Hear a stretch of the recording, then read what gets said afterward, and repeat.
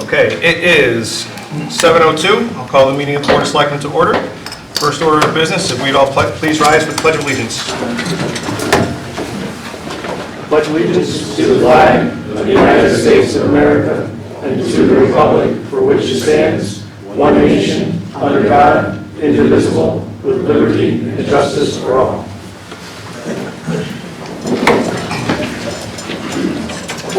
All members of the Board of Selectmen are present. Are there any items? Motion would be in order for adoption of the agenda as presented. I'll move to approve the agenda as presented. Is there a second? Second. Motion made by Sarah, seconded by Marie. Sorry, Charlie, she did. All those in favor, please say aye. Aye.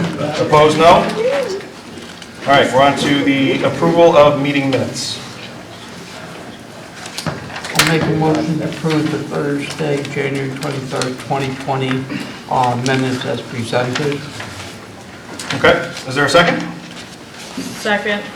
Motion has been made and seconded. Any discussion or corrections? Yes. What do you got? On page 4, number 5, the motion to appoint Stephen Smith, I made that motion. And page 5, number 8, to appoint Nicole Vasilla, I also made that motion. And then I did see on page 10 for tax refunds, there was no vote on that. It said Nordell moved, Muska seconded, but in favor, it didn't say anybody. It didn't move down to the next page with all the attachments on it? I don't believe so. Must be seconded. It just It says, doesn't say it. it just says moved. It doesn't say all in Oh. favor. It doesn't list the Okay, favors. super, thank you. And that's all that I have. Anybody else? Yes. On page 4, I did not second the motion to appoint Richard Laborious to Charter Revision Commission. I believe that was made by Alan Baker. Yep.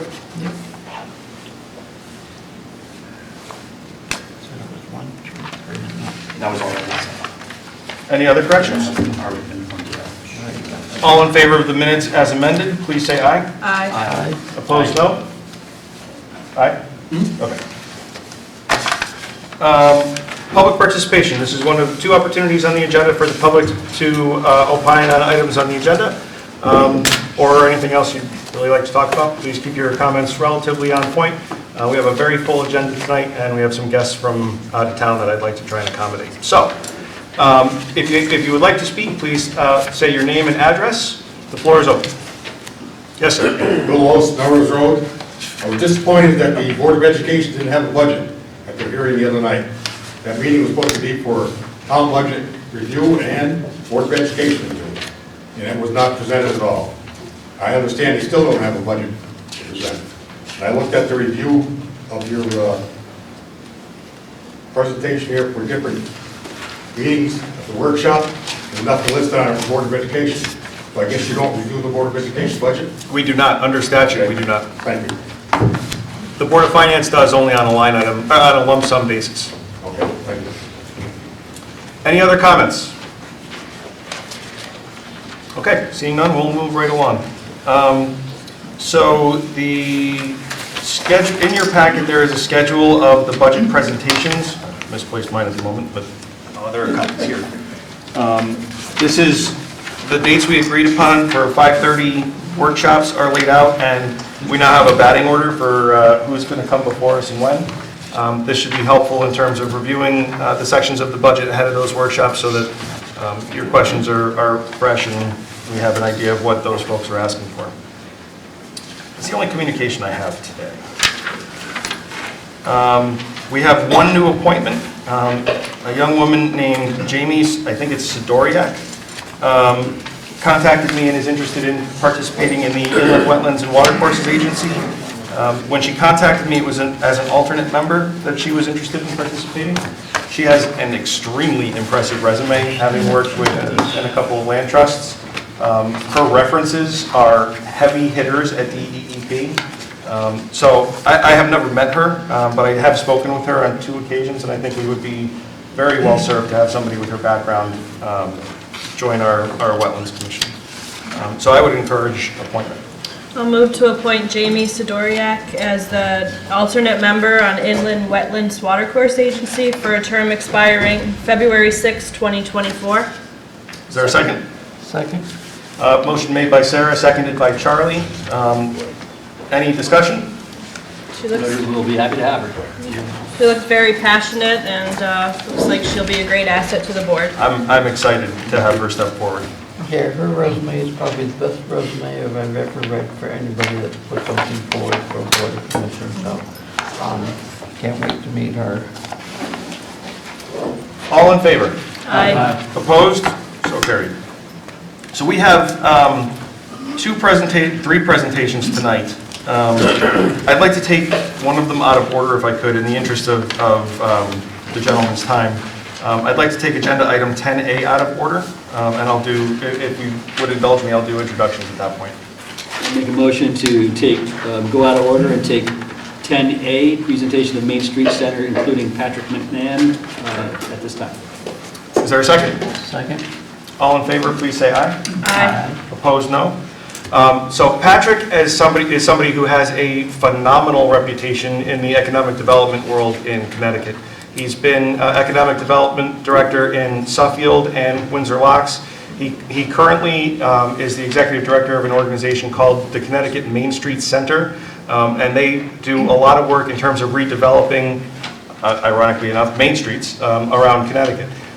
Everybody I talk to in state government who has met Patrick glows about him, and he took a couple hours to come and visit with me in my office at the beginning of January for a couple of purposes: to introduce himself and Main Street Center, but also to talk about a relatively new tool in the economic development toolbox, which is called tax increment financing. It's a scary title, but once Patrick explains it, I hope that there will be a couple of light bulbs that go off. I was incredibly impressed, and he sat in my office for an hour and a half, and it should have been 3. And so I'm delighted he's taken time to come and visit with us. So Patrick, the floor is yours. Very good. Here? Anywhere you like. Okay. Great. I do have a handout for the crowd so you get a little bit of a sense of some of the things that we're involved in so that you can take a look.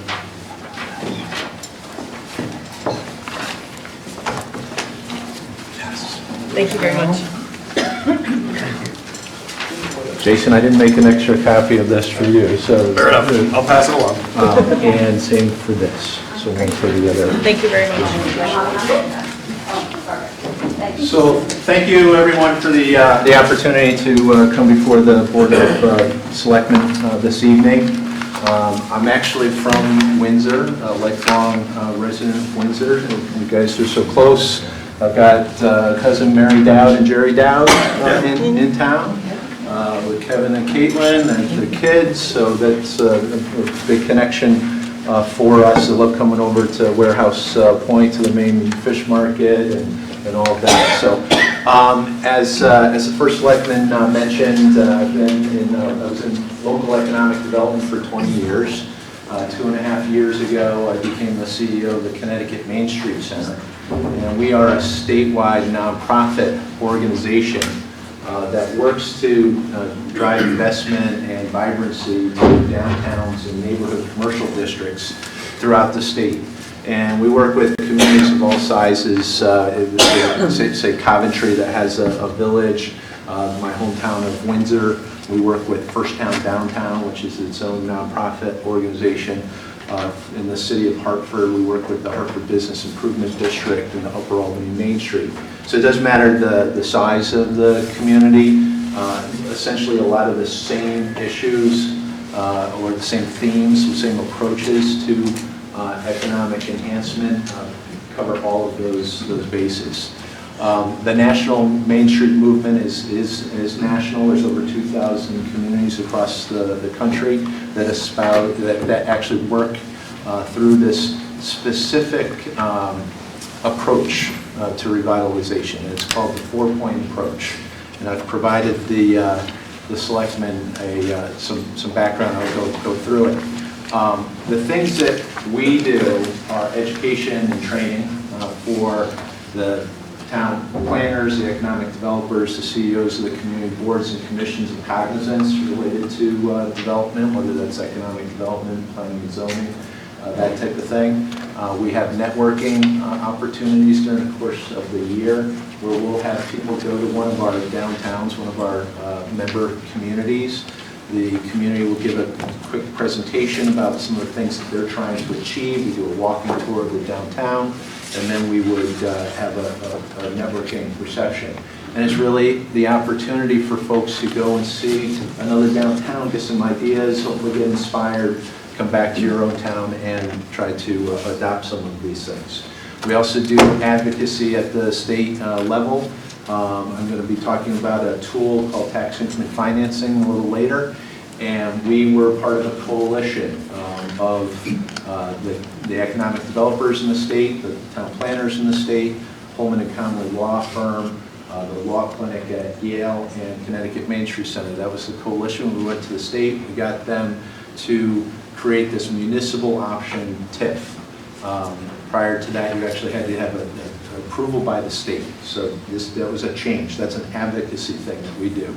Right now, we're going back to the state legislature on a couple of things about pedestrian safety. You'd be really surprised, but on the state law right now, you actually have to affirmatively take a step into a crosswalk for the cars to have to stop. So if you are standing there at the crosswalk, technically the cars can just blow right by you because you haven't affirmatively taken that step. So something as simple as that, we want to get that changed. Another law that would be of interest to you is vehicle speeds on local roads. So roads of local jurisdiction, not a state road. And if you as a community say, the speed's just too high here, it's rated 40 miles an hour because it's designed that someone can go 40 miles per hour. But the community says, no, that's crazy through that section. We want it to be 30 miles per hour. You have a public hearing, and then you make a petition to the state to reduce the vehicle speeds. Now, I don't think that actually goes far enough. I think we actually have to try to get the state routes, that if a community wants a portion of the state route reduced, that we also have some kind of a mechanism to make that work, because a lot of our state routes are our main streets. And in our main streets, we want them to be walkable and bikeable, and if the cars are flying through it, you're not going to be able to get that sense. So we do advocacy. We publicize best practices. We have an annual awards program. Staff of 3 full-time and a part-time staff, I think we fight way above our weight. The Main Street approach to revitalization is first organization. Who's driving the bus locally to manage whatever section of the community you want to have managed? And there's different ways to approach it. My hometown has a separate nonprofit that's totally devoted to the downtown and does all of the different activities, working with the property owners and interceding with the town staff, that type of a thing. Other communities, it's someone on town staff that is kind of the driver, so there's different models. But the bottom line is, on a day-to-day basis, who can someone go to that would have jurisdiction over the things happening in that particular area?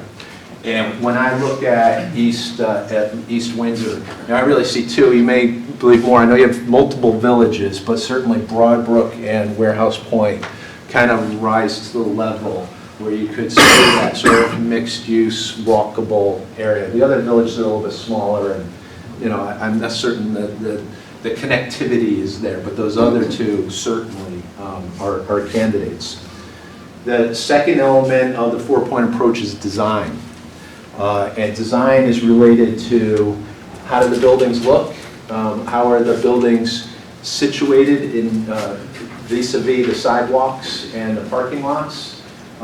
You will see in a lot of communities that with suburbanization and everything, they put the building back and the parking's in the front, so that disconnects the building from the sidewalks.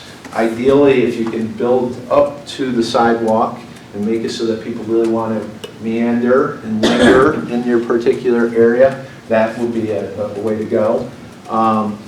Is there enough parking? Is there public parking lots? Do you have signage that would direct people as to where the parking may be or where other assets are? Do you have a gateway sign that says you've entered Warehouse Point?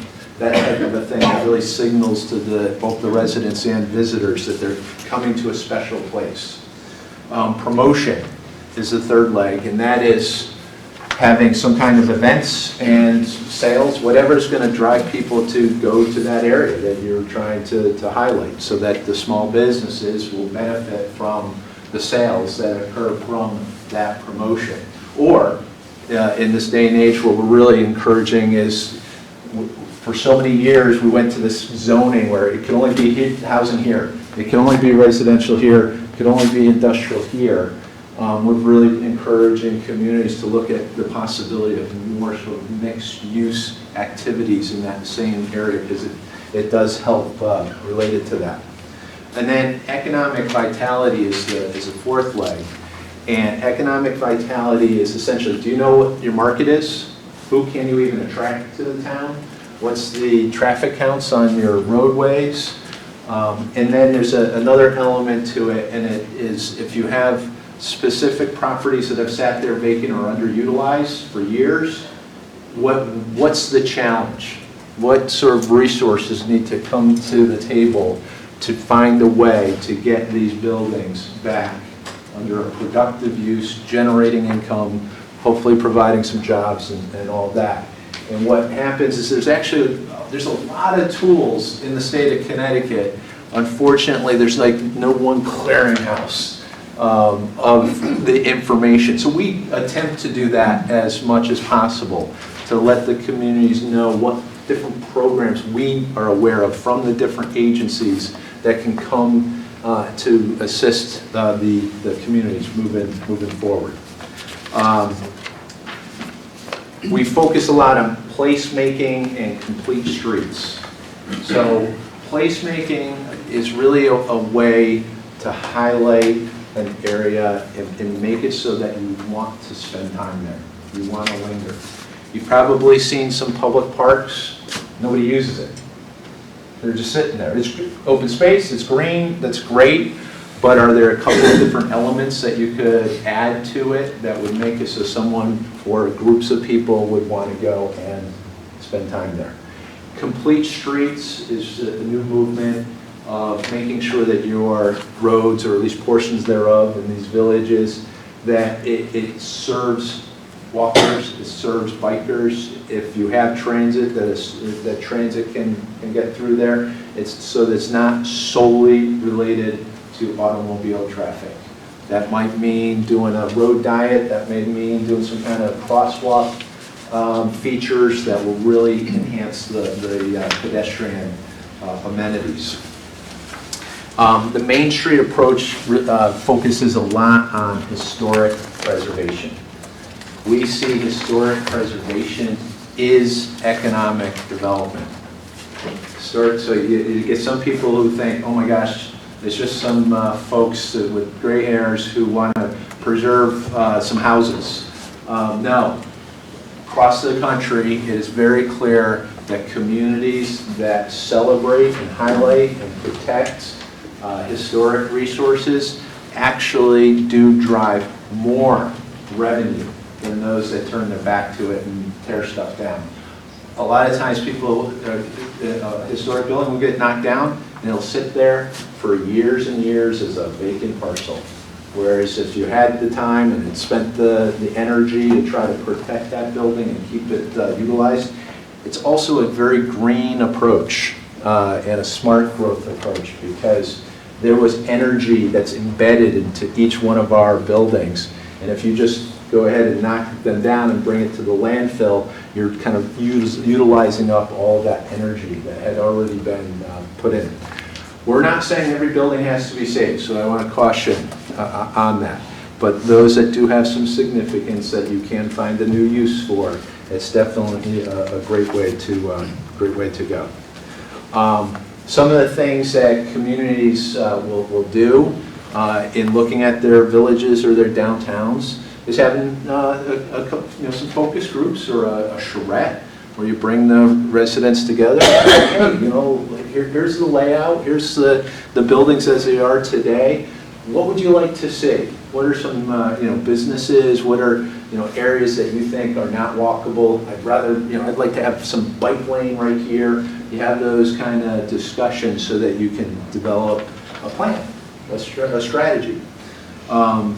Some communities go forward with a market analysis where you hire someone to run some numbers as to can you attract some retail, can you attract some office, what kind of a residential market might be out there that you can tap into. I'm sure a lot of people have heard of strengths, weaknesses, opportunities, and threats. Again, that's another thing to work through so everybody's on the same page. Goal setting, we find that communities that have some kind of an action plan that they update on a regular basis rather than people doing a plan and it gets set on the shelf. So I always ask a question when I'm doing a presentation like this. How many of you have read the town's plan of conservation and development? Cover to cover? So I would highly recommend that you take the time as residents, as informed residents. That plan is supposed to be guiding you for the 10 years. It's not set in stone, it's a plan. That's what everybody has to understand. Just because it's in there doesn't make it all gospel, but it is what has already been discussed. There's already been public input. Your staff spent some time and energy to put it together. So being able to share that plan of conservation and development and making sure that you're looking at it every once in a while and say, are we hitting the metrics? Are the things that were proposed in that plan, are we getting there? Are we pursuing those things? And why or why not?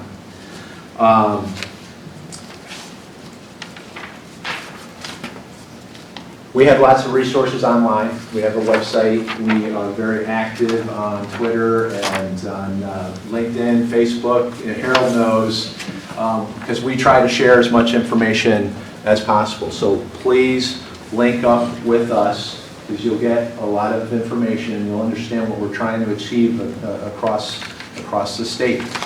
So I'm next going to go into the tax increment financing.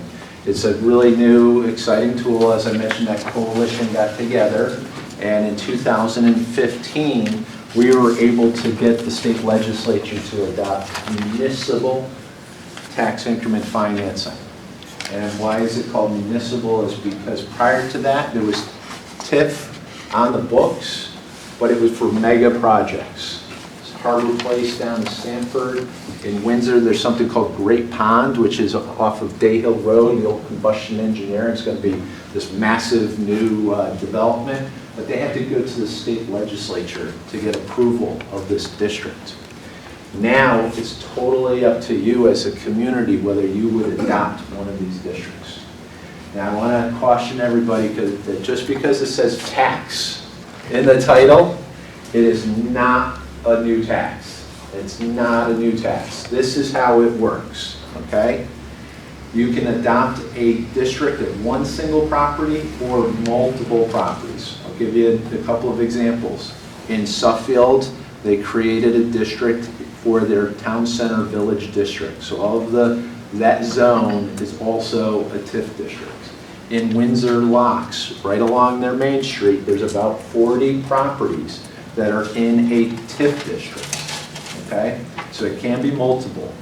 You can have more than one TIF district in your community. You can have multiple. Windsor Locks right now, 3 different TIF districts. The town center, that you probably heard of that all sports thing that might take place on Route 20, so that's a district. And then there's another district on 75 for something that's been termed Governor's Station.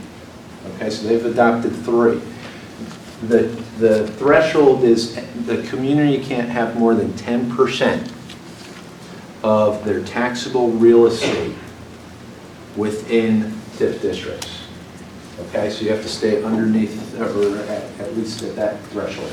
And that's taxable real estate. So the personal property doesn't come into play, it's just the taxable real estate, all right? And this is, I'm going to try to be fairly simplistic about this. I could go into a lot more detail, but in the districts that you create, whatever is being generated today for taxes continues to go into the general fund. Everything that's being produced today will continue to go into the general fund. Why is that important? Is because all of the money that's going to pay for all the different services that you're already doing, okay, is going to stay going where it's going. The thought process behind TIF is that it's going to encourage new development in specific areas of your community that you want to focus on. And when there is an increase in value, the town can determine a portion of that, they can capture it and have it go back right into the district. So it's getting reinvested, reutilized for projects within the district. And the other part that's not captured goes into the general fund. Okay? So you actually, with the new development, some of it is going in the district, some of it's going to the general fund and helping all of the different services. In Windsor Locks, for their downtown, because as you all know, they devastated it during urban renewal, just obliterated it, turned it into retail and all that. Windsor Locks was so desperate to recreate that downtown that they're having 100% of any of the value creation that captured. They're reinvesting it all right back into the downtown because they feel like they have to do that in order to achieve their objectives. Most of the communities so far that have adopted these districts have chosen that 50% would get designated for reuse in the district and 50% would go to the general fund. That's just what's been happening across the state. 10 communities so far have adopted TIF districts. New Britain downtown is a district. Bristol downtown is a district. In Cheshire, Connecticut, they created it for an industrial area that's by a highway interchange because that's what they wanted to do with it. So it can be in an industrial area, it can be in a mixed-use area, it could be your downtown and village. It's that flexible. It's such a flexible tool. That's the beauty of it, okay? So I'm going to briefly go through what some of the uses that you can put the TIF revenue to. Remember, it's going to be separate in a separate pot of money over here. What is the money able to be utilized for? And the first bucket is pay-as-you-go, capital improvements, and community and economic development programs. And again, very, very flexible. It can be utilized for a streetscape. It could be utilized to address a public park and make it more attractive. It could be used on a public building if it's within that district. It can be for a facade program. You could create a small business loan program. You could do marketing. It's really, you determine locally what the purpose, what the needs are that will make that area more attractive. That's the whole purpose. So you create, say, a village district. You're hoping that with your investments that you're doing, you're making the place more attractive for even more investment. So it kind of feeds on itself. Districts can be anywhere from 0 to 50 years. Most of the communities have gone with 20 or 30 years. Okay? So that's bucket number one. Bucket number two is you can use TIF revenue to pay back a bond. So if you were to do a major road reconstruction, if you were to do a utility extension, you could potentially use TIF revenue to pay back that bond. Most of the communities so far have basically said, we don't intend to use the TIF revenue to pay back bonds, but we reserve the right to.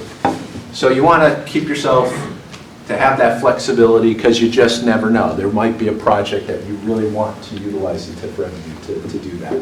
Okay? The third area is called a credit enhancement agreement. Another word for it is a developer's agreement. Okay? And under this scenario, the developer actually pays a tax, and then you as a community by agreement choose to rebate a portion of that tax back to them. It's different than a tax abatement.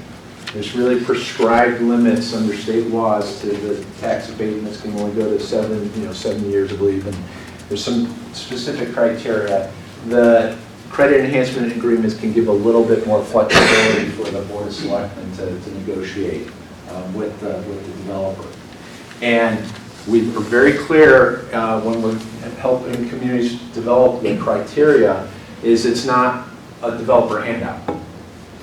They have to make an application, they have to show to the town that but for this allocation of funds, we are not going to be able to go forward with that project.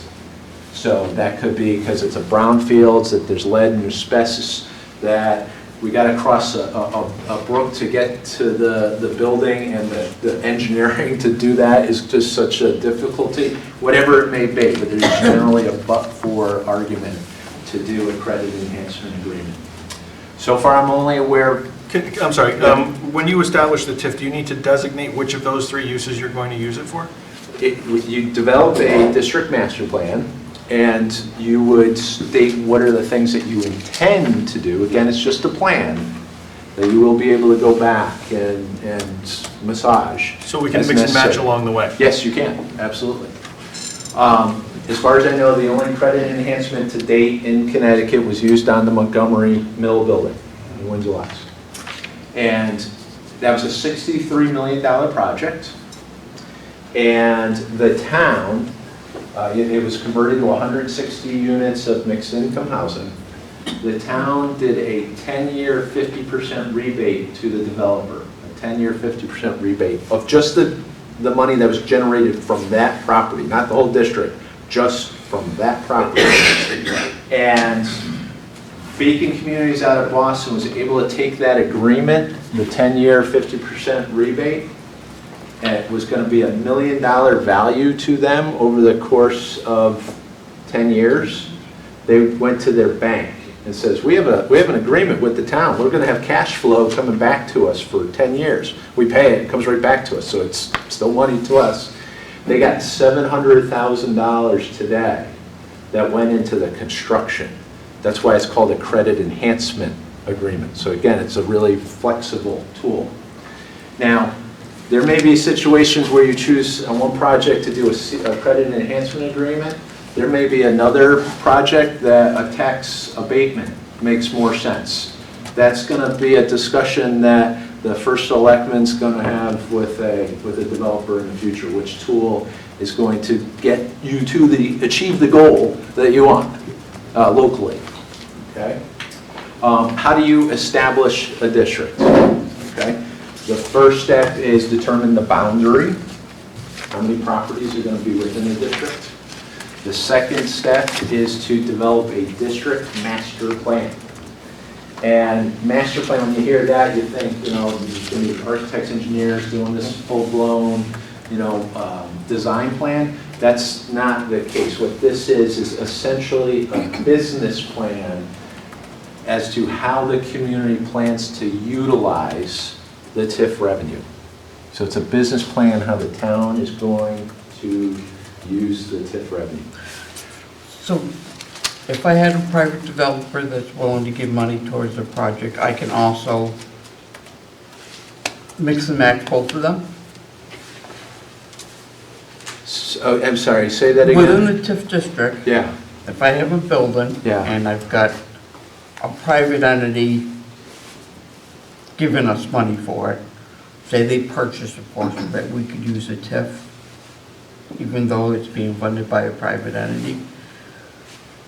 so you're saying the credit enhancement agreement to do, okay, yeah, so that's up to you. I mean, that's what the whole purpose of the credit enhancement agreements is, to help the private sector do a development. But you're not going to do a credit enhancement agreement on any old project, okay? Because you, as the governing body, right, you're not going to want every single, property owner say, I want to do a CEA. So you're going to actually create some criteria that says, we will consider a credit enhancement agreement when there's some threshold, $500,000 of investment or $1 million of investment. You want to make it so that these are not, a daily, activity. These are for special transformative. I always try to say, what are those projects that are really going to be catalytic or transformative? Those are the ones that you would generally reserve the credit enhancement agreement for. Once you have the district master plan drafted, it goes to the Planning and Zoning Commission for review of its compatibility, its compliance with your town's plan of conservation and development. Is it in keeping with that plan? Every town that we've been through so far, the districts have been determined to be in compliance with the plan of conservation and development, because almost every plan of conservation and development says, we believe that there should be a focus on downtown, or we believe that there should be a focus on our town villages. Almost every single town's plan of conservation and development says that. So it's usually a pretty quick review. You said OPM does the review? No.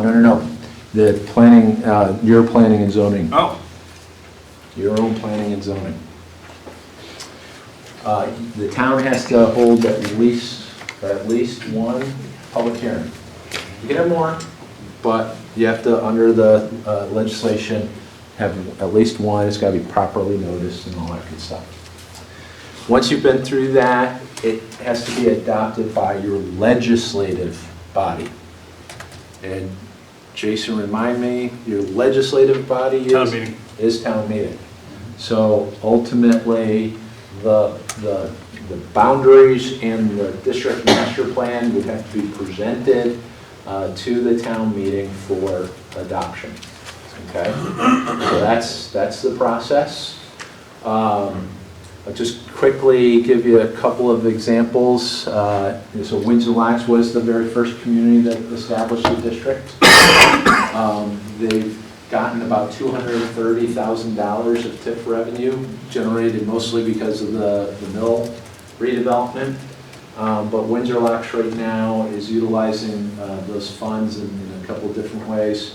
One is they created a micro business loan program, pretty cool. They're utilizing it to do a study of a public market that they'd like to have next to their future train stop. And they're also utilizing it to do a study, a hydrology study, because they got some streams and brooks that are coming from the rest of the community. They have to cut through the town center in order to get to the Connecticut River. But because of development over the years, there's silting and stuff in some of those brooks and streams, and so it's caused some localized flooding. So they're doing a hydrology study utilizing the TIF, because it's an improvement ultimately that will benefit that district, the downtown. Very, very, very flexible tool.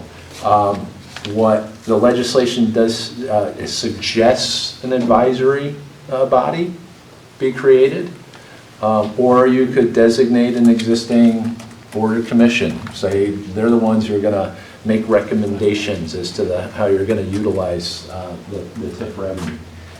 Most of the communities I've been seeing will take, a member of the Conservation Commission, a member of Economic Development Commission, a member of the Planning, a member of Finance, a member of the Board of Selectmen, formulate that advisory board, which will make a recommendation to this body.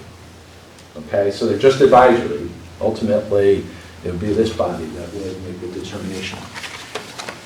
The budgeting of this goes right alongside in parallel with your yearly budget process, okay?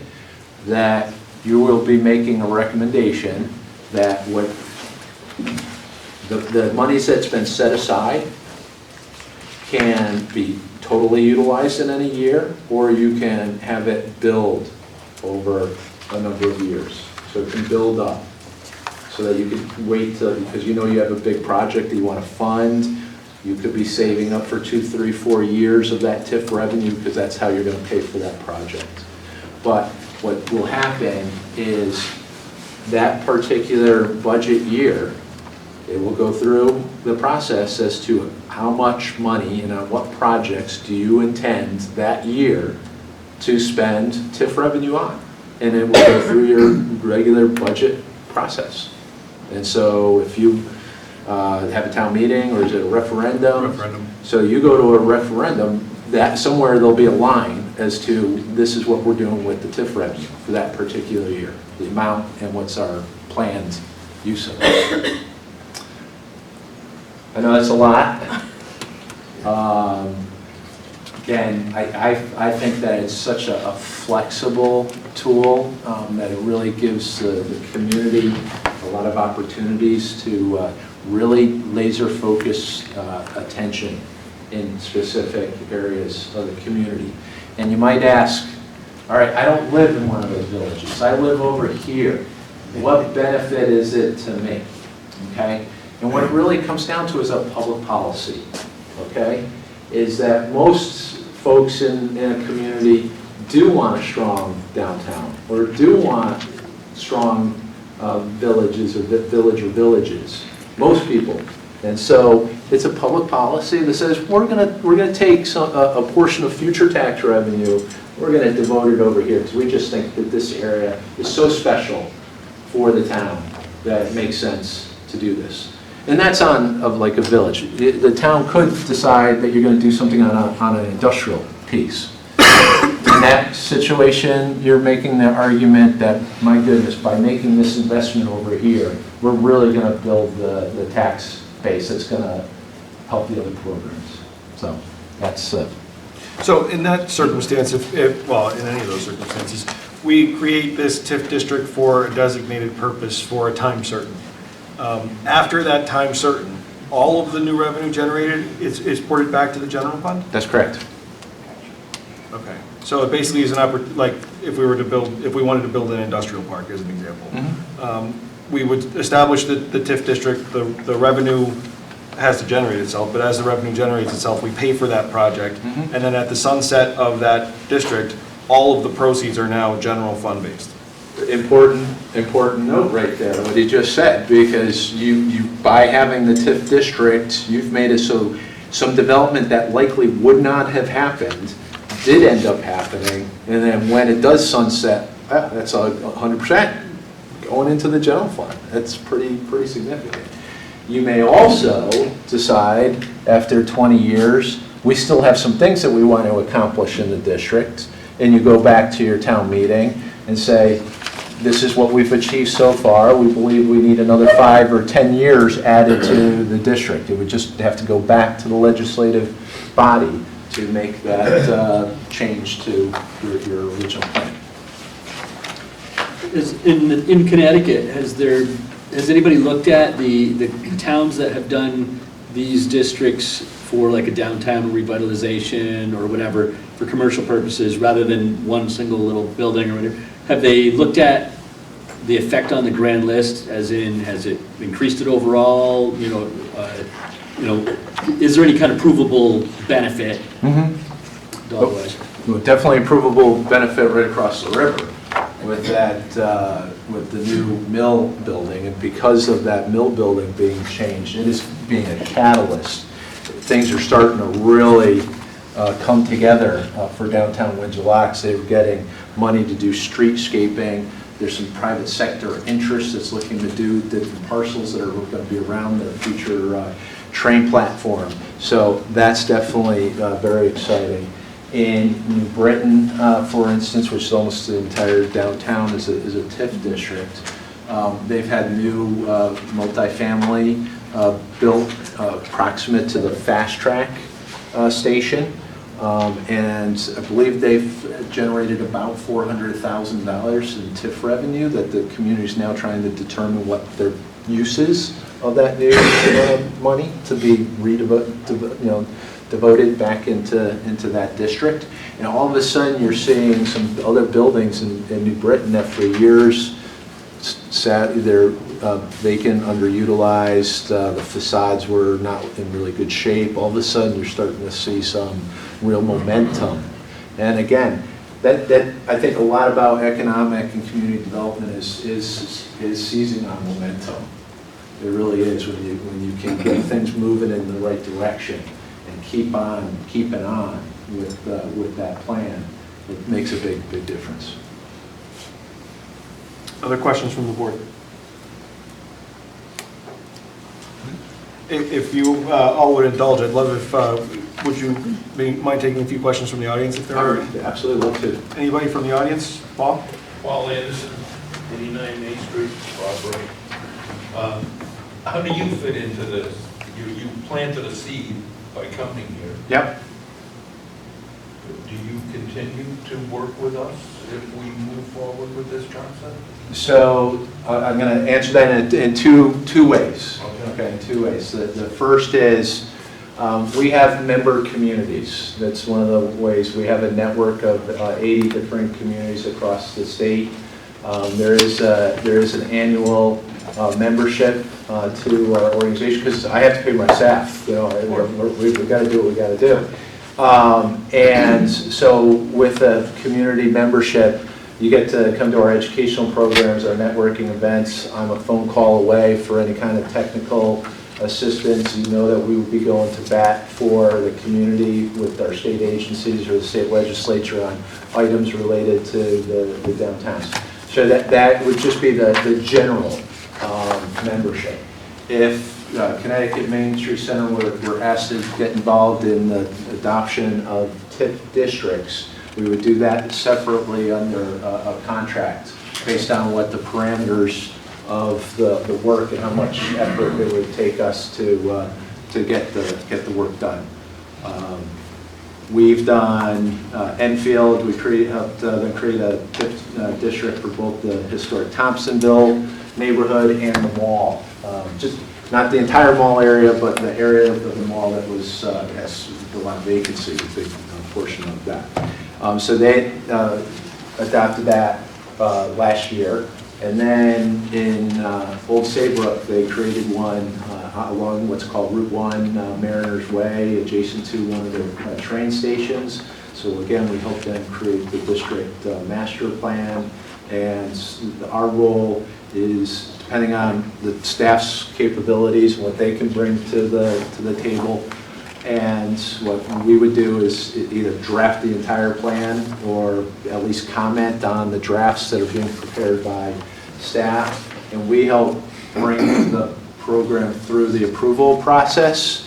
I think the fact that we have the statewide coverage, and I can point to these different examples from other communities, do help out when it comes to going before the planning and zoning and ultimately in front of a public hearing and going through for the town meeting. It gets just a little bit more of a rich background that I think helps the community understand the tool and then hopefully adopt it.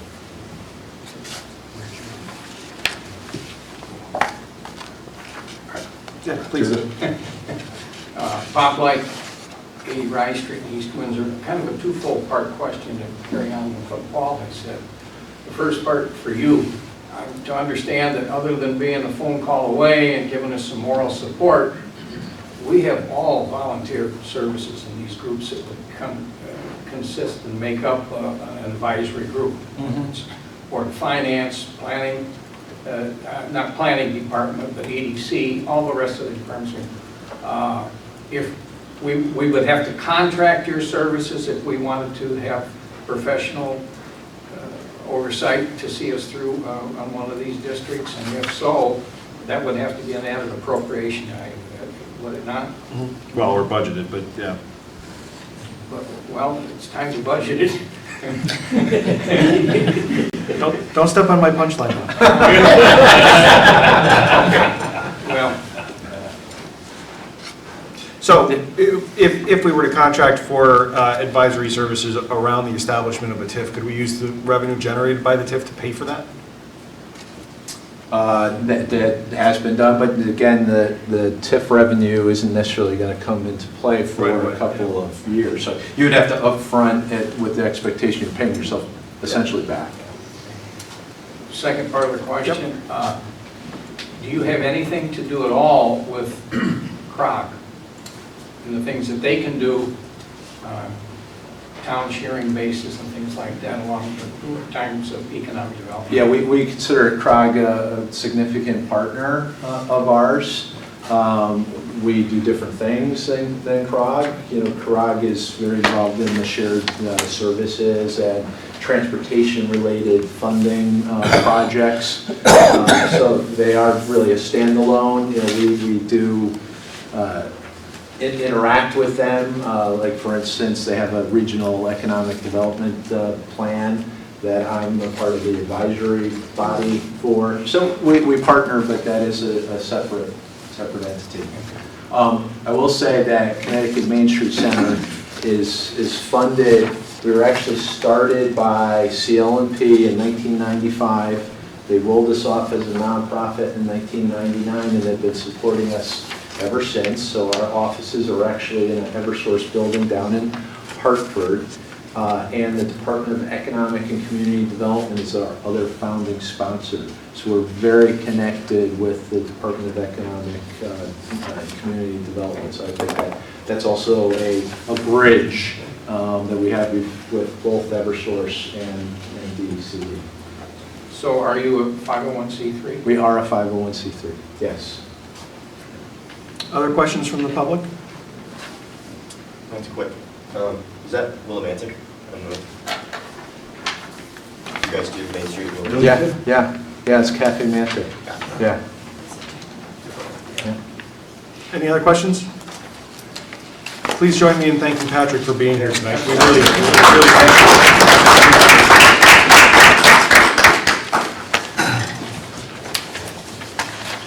Okay, so I'd like a motion to return to the call of the agenda, please. Motion to return back to regular order. Motion by Marie, seconded by Alan. All in favor, please say aye. Aye. Opposed? Next up, and it actually dovetails quite nicely into that conversation, the Brockbrook Mill Study Committee asked to kind of give an update on where they are and kind of get a sense of what our priorities are. Jessica is going to do that presentation. I also asked Len Norton to be here to kind of provide some additional context since he's been involved with that in the beginning. And one of their most esteemed former members is Tom Talamine. So Jess, the floor is yours. But if there's anything that those guys can help with, please don't hesitate to turn to them. Absolutely, thank you. I won't be nearly as well spoken, so I apologize. So I know that we have a new board since the last time I talked, so if you forgive me, I'll recap briefly. Yeah, that's fine. So that we know where we're at, and then kind of what we're looking for. So when we started this committee, at least I think many of us kind of didn't know what we were getting into. But it was all about looking at this Brockbrook Mill site, recognizing that United Technologies, now Collins Aerospace, I'm sure I'll use the terms interchangeably tonight, kind of had a plan in place. And when this plan rolled out and went to deed, what we found on it was that there were two primary issues that we identified very quickly. One issue being, overall the plan, they want to put a cap on the site and up to 2-foot soil over most of the site for much of the coal ash that is sort of spread out over a few acres. But also take the heavy contaminants, the really bad carcinogens, the really bad stuff, and put it in what we're calling sort of this contamination pile behind the Brockbrook Congregational Church with an impermeable barrier over it, and just to kind of leave it on site. Also a part of that plan was the demolition of the buildings that are on site, which are on the National Register of Historic Places. They're our mill building, the mill that built this town. So we identified those as really our two biggest areas of, hey, we don't really like what's happening here. Because ultimately it would leave the site a vacant lot, which really doesn't sound like it'd be in the best interest of Brockbrook. We developed relationships with United Technologies and Collins Aerospace.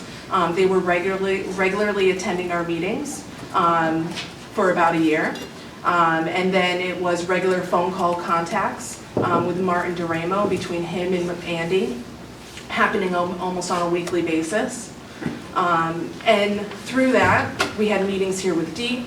We've talked to multiple different groups throughout the state, Brownsfield Initiative, the folks over at UConn, the Main Street Initiative attended one of our meetings to sort of talk about it. We reached out to Windsor Locks to find out, hey, how did you guys make this work? It was a lot of information gathering. We also had our own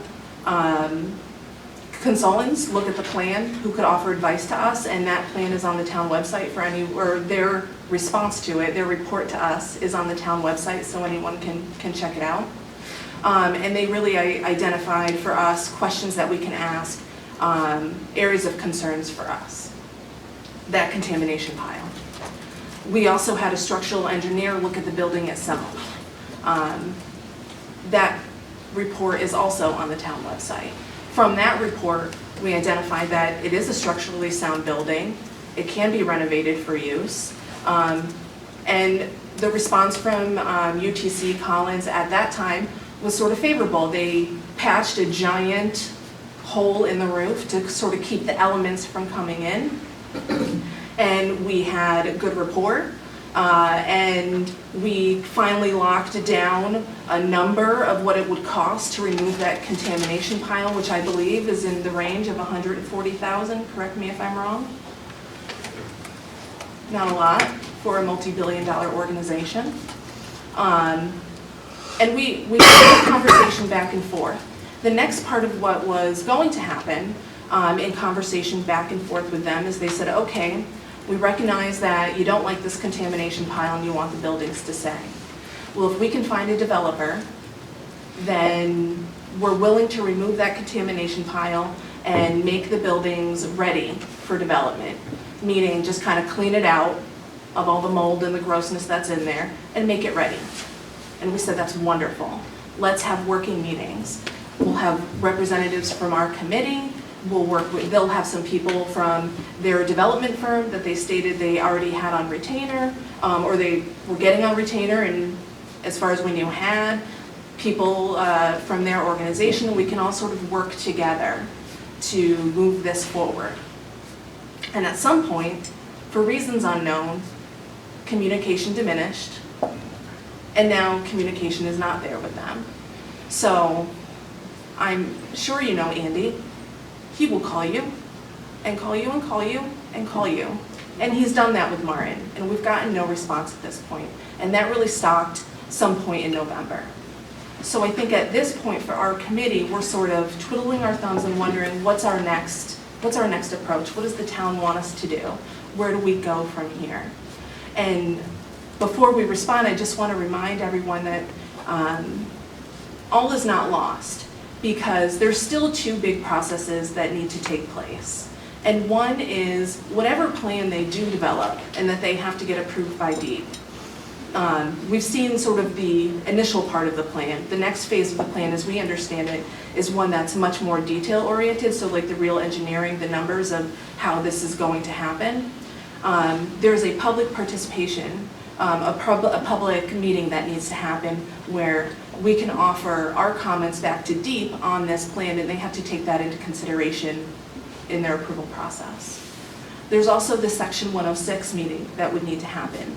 So because this building is on the National Register of Historic Places, you can't just tear it down, especially because there's federal monies involved. There's a lot of work that UTC and Collins actually needs to do in order to make that happen. And we, again, during that Section 106 process, have the opportunity to provide comments on what we feel as a community and as a town, as individuals, on what we feel should or should not happen on the site. So I just want to make sure that we're all aware of that. But now I implore you, what is the feeling of the town? How do we kind of want to proceed forward? I know it's a big question. Answer right now. Well, Patrick's still here.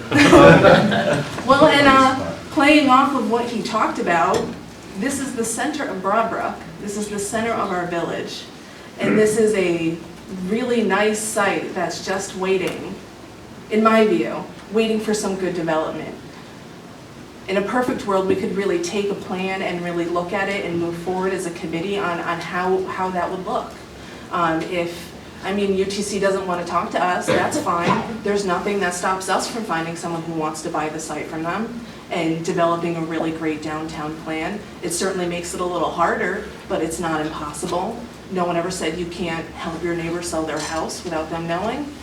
Why can't we develop a plan? Why can't we look at that? It's right along the brook, there's beautiful water. It's in the center of downtown Broadbrook. There's plenty of land. We talk about public parking.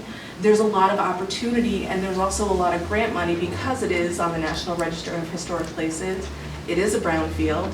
It does open up certain granting opportunities. So that's also key. So, Patrick, I'm going to ask you a question here, and it's one that you answered when we met privately, but I was hoping you'd get to it earlier. In the establishment of a TIF, do the parcels need to be contiguous? Yeah. Okay. So, is it conceivable that a TIF could be drawn to include the Broadbrook Mill and Warehouse Point Village? Yes. All one TIF, all with the revenue being parked for those two? Yeah, you would call it like the village's district, so that it's comfortable. Yeah.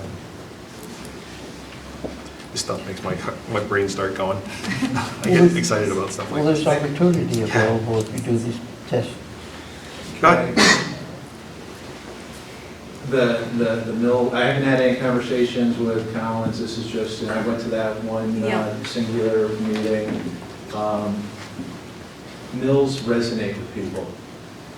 It's really amazing. Every single time I ever post about one of the mill rehabs in Connecticut on my LinkedIn post, far and away, the most likes and comments, it's just amazing. They resonate with people. Some of the questions that ultimately will need to be answered is, could it be used again for residential, because that would impact the marketability of the site. They may determine based on whatever the contamination is that it could not be used for residential. I don't know if that's been finalized. So then you'd also have to figure out what are the other potential uses. Could it be a business incubator? That type of a thing could be impacted. Again, really understanding what the scale, the scope of the contamination, what the cost is relative to that. I will tell you that the communities that basically say, this is important to us and we want this done, and they have that strong leadership, that's how these things happen. If you just roll over, they're going to take the course of least resistance. It's just the way it works. That Montgomery Mill building in Windsor was a monumental effort that took into consideration the Department of Economic and Community Development, CHFA, Department of Transportation, the Department of Environmental Protection. Without getting all those different agencies together, that project would never have happened. In this situation, you have DCE involved because it's on the State Historic Register. You have DEEP involved because it's a contaminated site. That I think what would be beneficial is for the town leadership to call a meeting that includes all of the state agencies of cognizance to be around the table simultaneously with hopefully the private sector owner of it. And again, if you did a TIF or something else, there may be ways that you also have skin in the game to try to make this all come to a positive resolution for the town. So I have no crystal ball, but those are the type of things. And I think if everybody went online and did Google Maps and brought up Broadbrook and saw the configuration of where that mill is to the rest of the Main Street area, and you would start to think, wow, I could see how we can make this connectivity happen. The other thing that I think is really important when I'm going around the state is another thing that resonates with people is water. water features. Really, for whatever reason, we as human beings want to be approximate to water.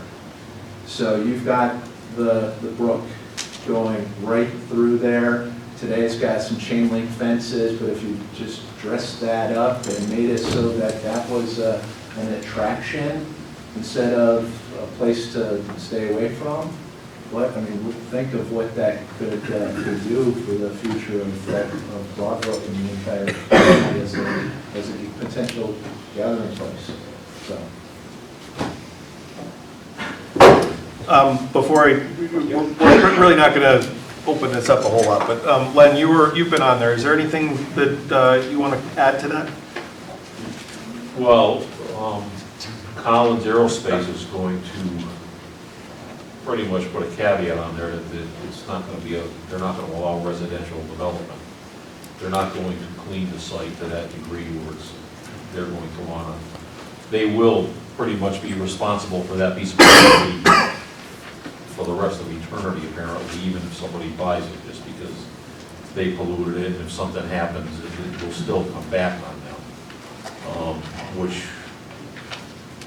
honestly, I think they're gonna do what they wanna do. That's my opinion. I thought that for a long time. It seemed like we were making some progress, and then all of a sudden, they dropped off the face of the earth. And, we had them at meetings. We've had a meeting in Hartford with DECD was there, Collins was there, lawyers were there, and nothing came of it. I think they lost interest in talking to us. That's my personal opinion. So, and it is their property. If they get approval from DEEP to do what they want to do, they're going to do it. The only communication I've had with them since taking office has been to be CC'd on a bi-monthly report they have to submit to DEEP. Which, by the way, they did not CC you on. I forwarded it and then let them know, hey, you need to send this to our new first selectman. In that correspondence with DEEP, they represent that they've had continuing conversations with the town, and I'm kind of just itching for the next one to come out so I can say, no, they haven't. And they really haven't, not since November. Yeah. They waited Andy out. I have to say, it's been probably since September. It started going downhill in September. Yeah, less and less contact, absolutely. Yeah, less and less contact comes September, and then after that. The meeting that I attended, he said that in September and October, he made a lot of phone calls that weren't returned, and then he just stopped in November because they weren't responding to him, so. Supposedly they were coming up with a terms contract that supposedly was written and no one's ever seen it. And it hasn't come to the town, and what was their excuse for not going to the town? That they didn't want it to become public information. I guess if it went to the town, it would become Freedom of Information Act. But they don't want a news media. It's a real estate negotiation. It's protected. That's just what they use. Yeah. They use that as an excuse. Yeah. I've never seen it. None of us have ever seen it. Well, so what do you guys think? Is this, it does seem that the two conversation points tonight dovetail quite nicely together. You can digest a bit and we can revisit. We can, I'm open to ideas. Well, I'll speak for me. I need to digest what we ended up with tonight. I attended their meeting and I've got your background and I know the ideas that you guys trashed about that, which sound, if we decide to keep the building and with the ideas that you guys had, we could blend with what he said with the dam. I see some potential there.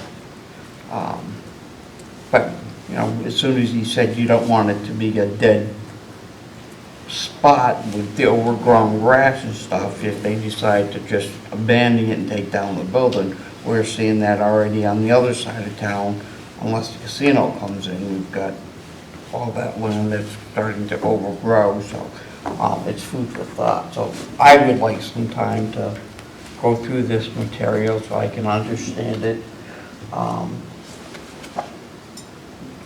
Because it's the first time I'm seeing this package and the first time I'm hearing it. Yeah, that, changing topics back to Patrick's presentation, that, you're gonna wanna marinate on that for a while. Because there's a lot there. Right, there's and a then lot there, yeah. Your brain's gonna start going. Right, because it's already going already with what I've heard from them at their meeting, so there's some opportunities here, I think, for us. Yeah. But it's a little bit premature for me to make any kind of decisions there tonight. So, maybe we'll include that in a meeting or two, give people some time to think about it? Which, both? But I'm really I talking mean, about the mill. Well, the TIF or the mill, okay, yeah, so the mill, yeah, I think we need to, maybe Yeah. from your office, and like you said, get, the state involved and get a meeting and see what these people are up to. To start, no matter what we do, I mean, we can just leave this here, it's such a waste. And I think we don't want to meet for the sake of meeting. We want to know that we're doing work for you guys. So yeah, if you need any information, like I said, there's those 2 documents on the town website. I also have their first plan. It's a humongous document with lots and lots of detail for you. If you want it, I can email you the link to that so that you have it. I don't know if they can put it up on the town website because it is such a big, humongous thing. But any of that information that you need, you can just reach out and I'll send it. And I know I've sent Jason lists upon lists of all the different people that we've talked to and contacted. And one that I didn't mention, which I'll just mention real quick, is also the State Historic Preservation Office, which is really wonderful, and they always provide great feedback, and we try and keep them updated on where we are. Any of that information that you need, just reach out, and I'll be more than happy to send that. So maybe with the new board, you should be reaching back out to Collins. Well, that's the thing, is if they really were burning the clock on Andy, I have a 4-year term, and that's a long time for me to make a lot of noise. But every meeting that goes by. Get started. Thank you. Thanks. Thank you. Thanks. And Jason, just to keep in mind that we went a long time waiting for them to come through the board of selectmen meetings before. Remember. Yep. Okay. Next thing. Gotta find my stuff. That's not my stuff.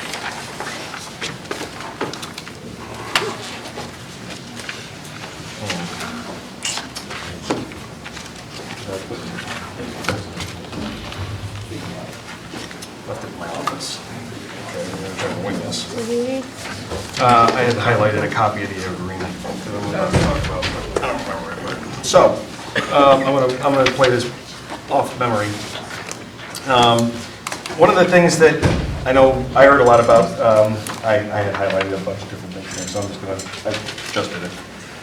One of the things that I think we all heard about during the recent campaign is that people want to see more effort made around communicating with the public. I think to a person, we all utilize social media really well.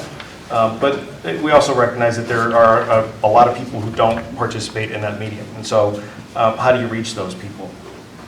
So the town of Tolland has a community newsletter that they put out that I thought looked really cool. It's about 20, 25 pages. It comes out 3 or 4 times a year. And I asked Melissa Maltesi, who just hired a person who used to work in the office that published that. Bridget Joy comes from Tolland and just recently was working in the same office where that was generated from. I said, ask her to reach out to her former colleagues and find out how do they do this. And Melissa came back and said the town of Tolland actually doesn't do it at all. They have an agreement with the Willimantic Chronicle. And the Willimantic Chronicle puts the, sorry Joe, but you guys aren't in the business. The Willimantic Chronicle works with the town. The town helps generate the editorial content. They clean it up and make it press-worthy, the Chronicle does. They also do ad solicitation and ad sales. They do design, they do layout, they do printing.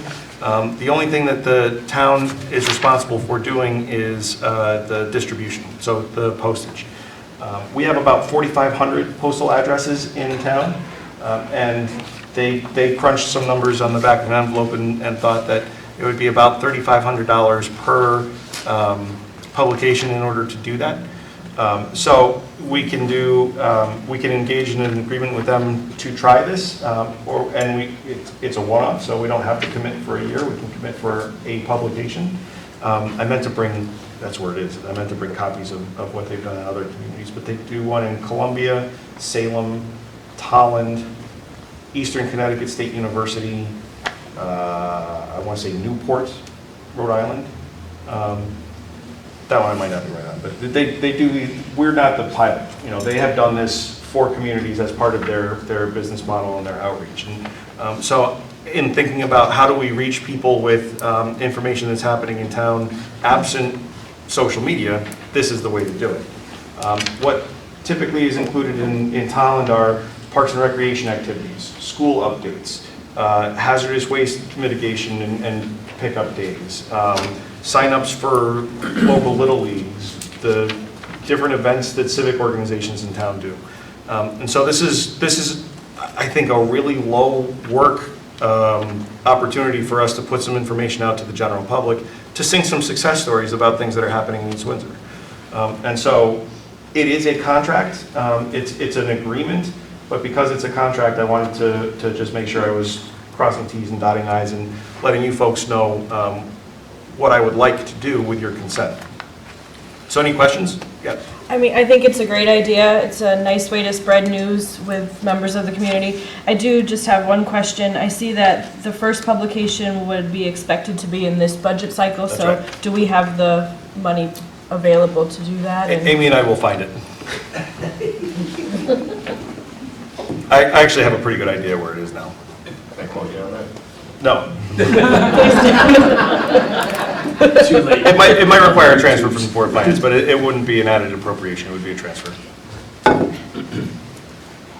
Other questions? Yes, it's also stated that there would be a specific point of contact. Yes. How would we establish that person? The point of contact would be, well, they would assign the one from the Chronicle, it's their staff person. Right. It would be either in my office or in Melissa Maltesi's office. She actually has somebody, apart from Bridget, who has some experience in this space. Okay. That could do it without impacting their workload in an overly tedious way. So it'll either be in my office or in community services. So there's a list of things that they're saying the town is responsible for. Do we know if the Chamber of Commerce would give us their list? The Chamber of Commerce would help distribute the beg letter to their membership, and we also have a list of, a tax list of registered businesses that we can solicit, and the Chamber will also help us to identify some higher interest target people who may be more inclined to buy ads. And in this paragraph that I have highlighted, they expect to charge about $700 per page for advertising. They have a rate sheet for advertising space, and he's made clear that what they would do is work with anybody who's willing to buy an ad. So it's a sliding scale. And the point of contact would contact them and give a list of like the superintendent and different departments for them to collaboratively work with them to get information for the issue, or how would? So the POC would most likely aggregate that information from the different groups in the community and then be the pipeline to the Chronicle. Okay.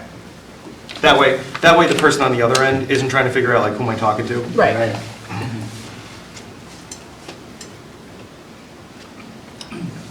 So it is a contract. You guys are the contracting authority. So if we want to proceed, I need to do it. If not, then try and figure something else out. The other thing I didn't see in here is how long would the contract be for? It's a one-off. We can do it For for a year and see how it works out. we can do it for a year, or we can do it for an issue. Finish. in a past life, I did a similar project with this at the Department of Agriculture, and it was wildly successful, and distributed in town halls and libraries all over the state at no cost at all to the agency. If our ad sales are sufficient to cover the distribution costs, it's at no cost to us. If we don't sell any ads at all, then they're gonna eat the rest of the costs, and we have to pay the $3,500 for the postage and delivery. This is as cheap as you can do this at the town level. When we take a break, I'll grab the example so you can see some of what they have done. They're. You had one. We looked at that last. Oh, did I bring that last meeting? Okay, good. So good. I think it was Colchester's, right? That was one for sure. Yes. So I'll make the motion that we authorize the first selectman to enter into a contract for Chronicle Media LLC to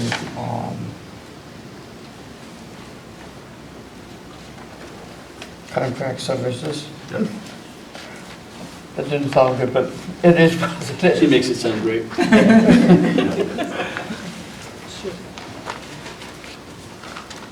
Second. Any further discussion? Alan seconded. All those in favor say aye. Aye. Opposed, no? Sorry, Joe.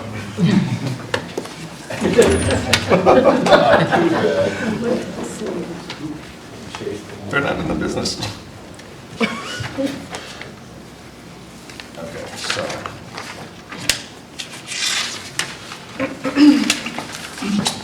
Yeah, I left half of my packet in my office. Take a break.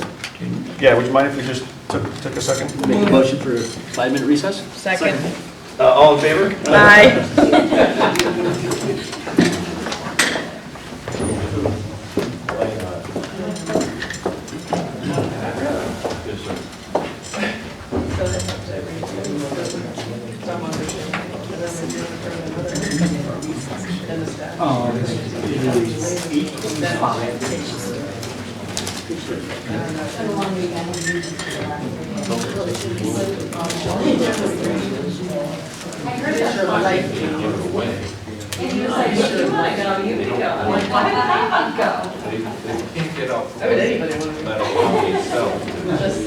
They don't want to, they'll be happy to give us something. So other than, what the dollar.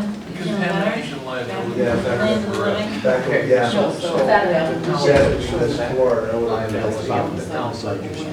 As what it is. So they don't want anything. Because that's a liability.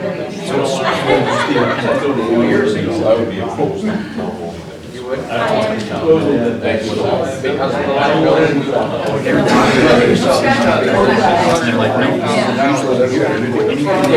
Someone comes to you with a lawsuit for cancer. That effectively, that $40,000 just gets rid of the opium and the heavy metals that they want to part. That's it. Environmental services. That's the rest of it's $1 million. Our solar farm. No, they're probably paying this consultant every month, $10,000 or something. Here's the historic building. But you make that, because nobody's gonna go on. It might be in there. Well, It's right here. Make that the solar farm. well, That's all it's good. part of it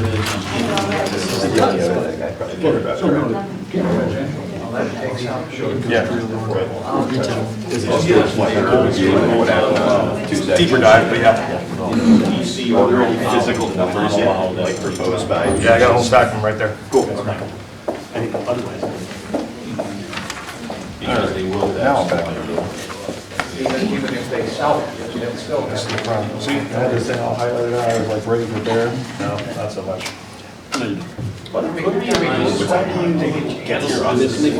Incubator or something like that. Sometime between, I'll just call it that. Sometime want those numbers, but obviously you can't get it. Are you leaving? So you don't have it. We're almost at it. That would be ideal, if you do something like we did with the water. So, Ludington is.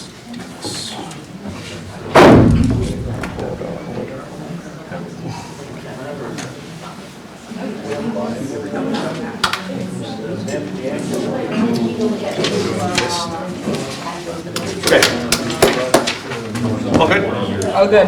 All right, it's 7:29, I'm going to call the meeting back to order. We are taking up agenda item 10C. I think that's 8. Oh, yeah, 8:29.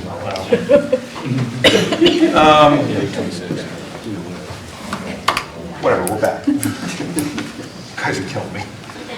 Okay, 10C, this is an agreement, it's a blanket agreement for the Connecticut Land Mobile Radio Network.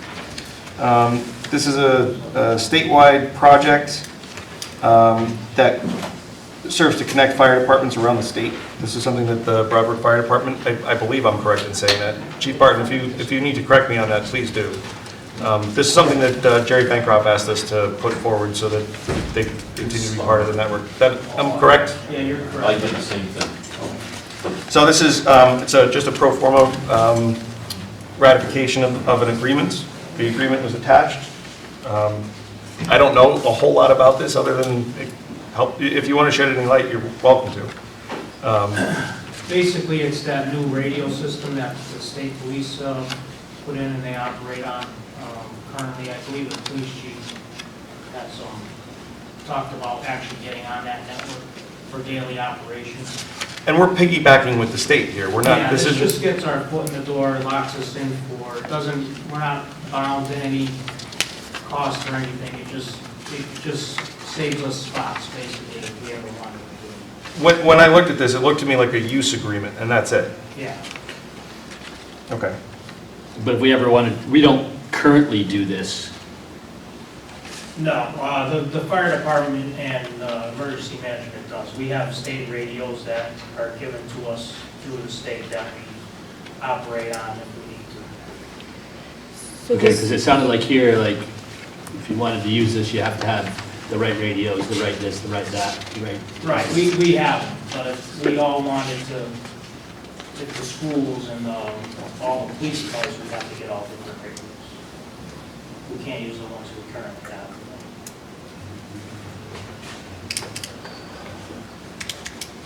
All right, so I have limited information on this other than the fire departments were interested in us doing this. So this would include the fire department and the police department as well? It's the radio system. Has anyone contacted the police department on this to see if? I have not. But aren't they already using the system? No, I don't No, think they so, use based on Daily this. operation, no. Personally, I'm okay with tabling this until I can get some more information. I just have not had an opportunity to go digging on this. I think that's a good idea. Gentlemen? I agree. So I'll move to table this discussion to, where are we here?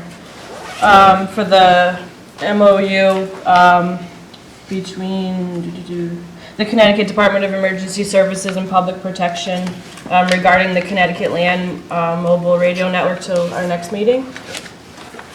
Second. All in favor? Aye. Opposed? So in the meantime, are you going to Yeah, contact? I'll talk to Okay, the chief. thank you. And I'll talk to both fire chiefs too to make sure I get what they're asking us to do. Great. Okay. This next thing, 10D, this is a sub-grant that is awarded from, I think, the feds to through CROG for Homeland Security and safety purposes. They need, and they were pretty forceful about, we haven't done this yet. I believe they need all municipalities in the region to sign on that. And the reason we haven't done this yet is because they didn't send it to me. Once we got it, it's now on the agenda. So there is an authorizing resolution that was included, and I provided some color on what the MOA is between CROG and DESP. Demas, I'm sorry, DESP was the last one. This is one of those things CROG asks us to do to be part of the team. So this just gives us the ability to, I mean, does this give us ability to get some of this grant money? It gives CROG an opportunity So to get the grant money, and then we would be we could potentially be, depending on what the project and our interest is, a sub-grantee on it. Okay.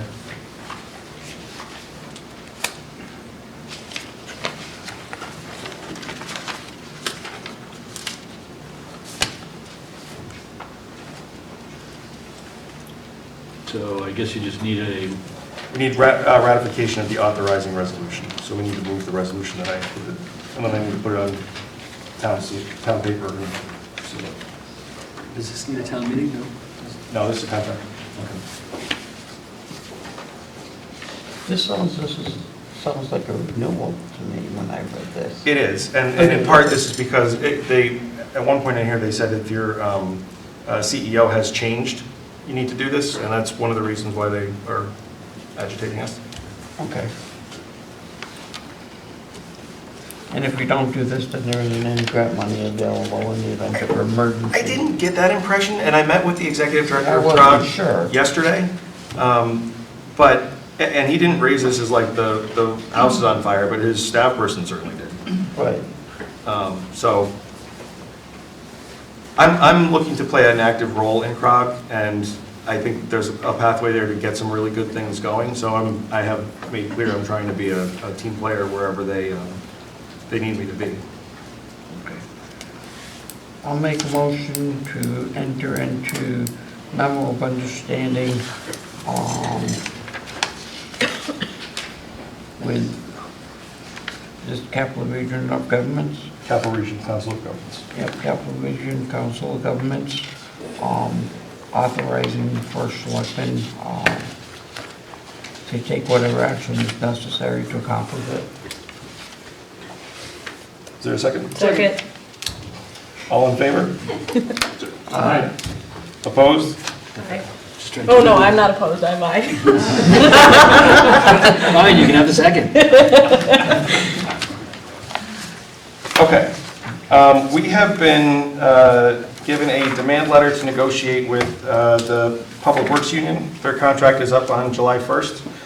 That sounds a lot more aggressive than it is. It's just them starting the process. That is the appropriate initiation of the negotiating process. So we need to appoint really one other selectman in addition to myself to serve on that team. There will also be, Lenny Norton will also be on it, and there will be a member of the Board of Finance. So, Alan's doing police. I'm doing dispatcher. Anybody else? Anybody have an interest in doing one of these? I have an interest. I'm not sure I have the time. So, one of the things that is a little, stretches out the process is kind of setting everybody's calendar. So these things are not rapid fire. It could be 2, 3, 4, 6 weeks in between. Okay. It all depends on how acrimonious things get, how much of the contract is going to be open. But I just need another teammate. Actually, that's not true. I don't need one, but I would like one. Yeah, I did. Okay, I'll move to appoint Charlie Nordell to the DPW Labor Negotiation Team. Second? Made and seconded. Any discussion? All in favor? Oh, I'm sorry. If for some reason the two yous can't make it, I always would be willing to substitute for you at any given day, if that's appropriate. Okay. All in favor? Aye. Aye. Opposed? Welcome aboard, Charlie. Sarah, you're next. The good news is I don't know who's next, so we'll find out.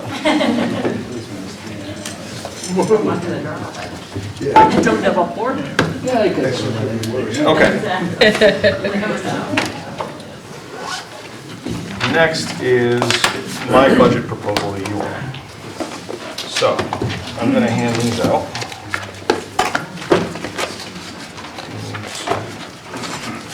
Take one pass down. There you go. Sure. Anybody who wants one, Amy's got copies. Thank you. Good for you. Take this side and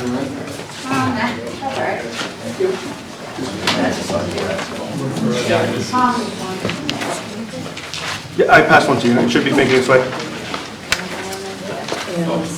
You email me this I too? know, sorry. Yeah. As an attachment. This may Yeah, it's super small. It'll be much larger up there. Okay, so there are two ways to look at how a town spends its money. The first way to do it is by department. The second way to do it is by category. So the first thing that I'll share with you is my recommendations on a by-department basis. So, wow, that is small from here, my eyes are starting to go. So, saving paper, budget cuts, tight and tight. So the first thing I'll draw your attention to on a by-department basis is administration. Administration consists of more than you would think that it does. It consists of the Selectman's office, the town clerk, the treasurer, the tax assessor, the tax collector, the town planner, the building department, and the registrar of voters. Public safety is the police department, emergency management, communications, and fire service.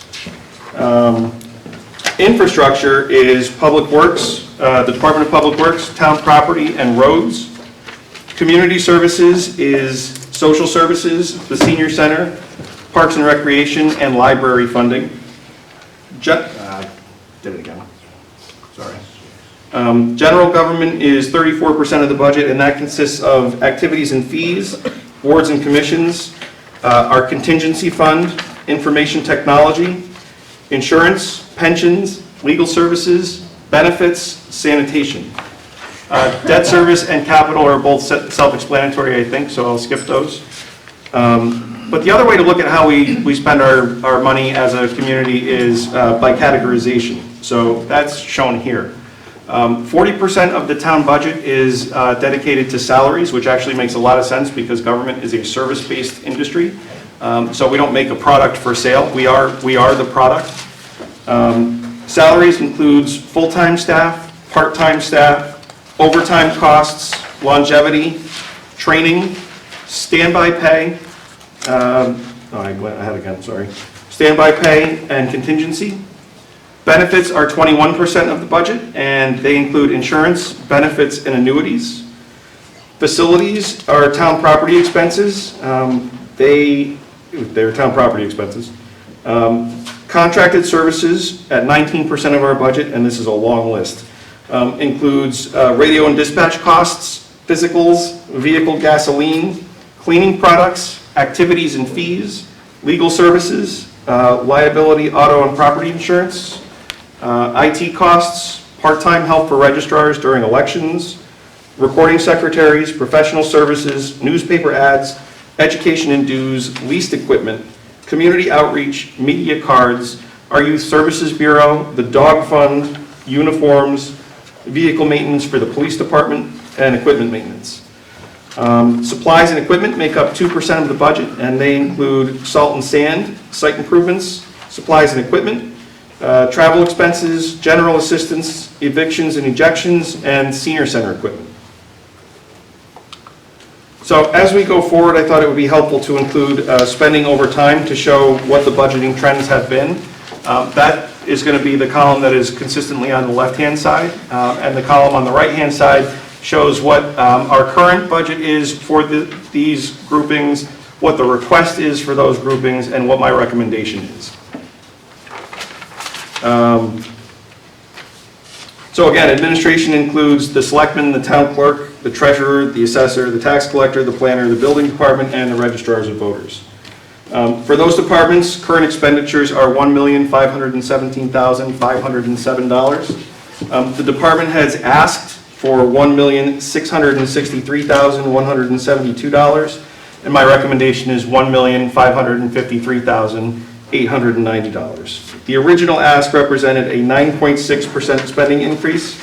My recommendation is a 2.4% spending increase. If you'll note, in the current year, which is fiscal year 1920, the spike there represents a change in posting for an expense that's currently budgeted. The Youth Services Bureau was moved off budget. This is bringing it back onto budget and reflecting it properly. The change over time that you see in the left-hand graph, it appears more drastic than it is because the previous year's numbers that are included there are based on actual expenditures, whereas I'm looking in the current fiscal year and next fiscal year at the budgeted expenses. So if a department or many departments underspent their appropriated budget in years past, that is going to show as part of that depreciated spending level. So it's not reflective of what their budgeted level is, it's a reflection of what their actual budget is.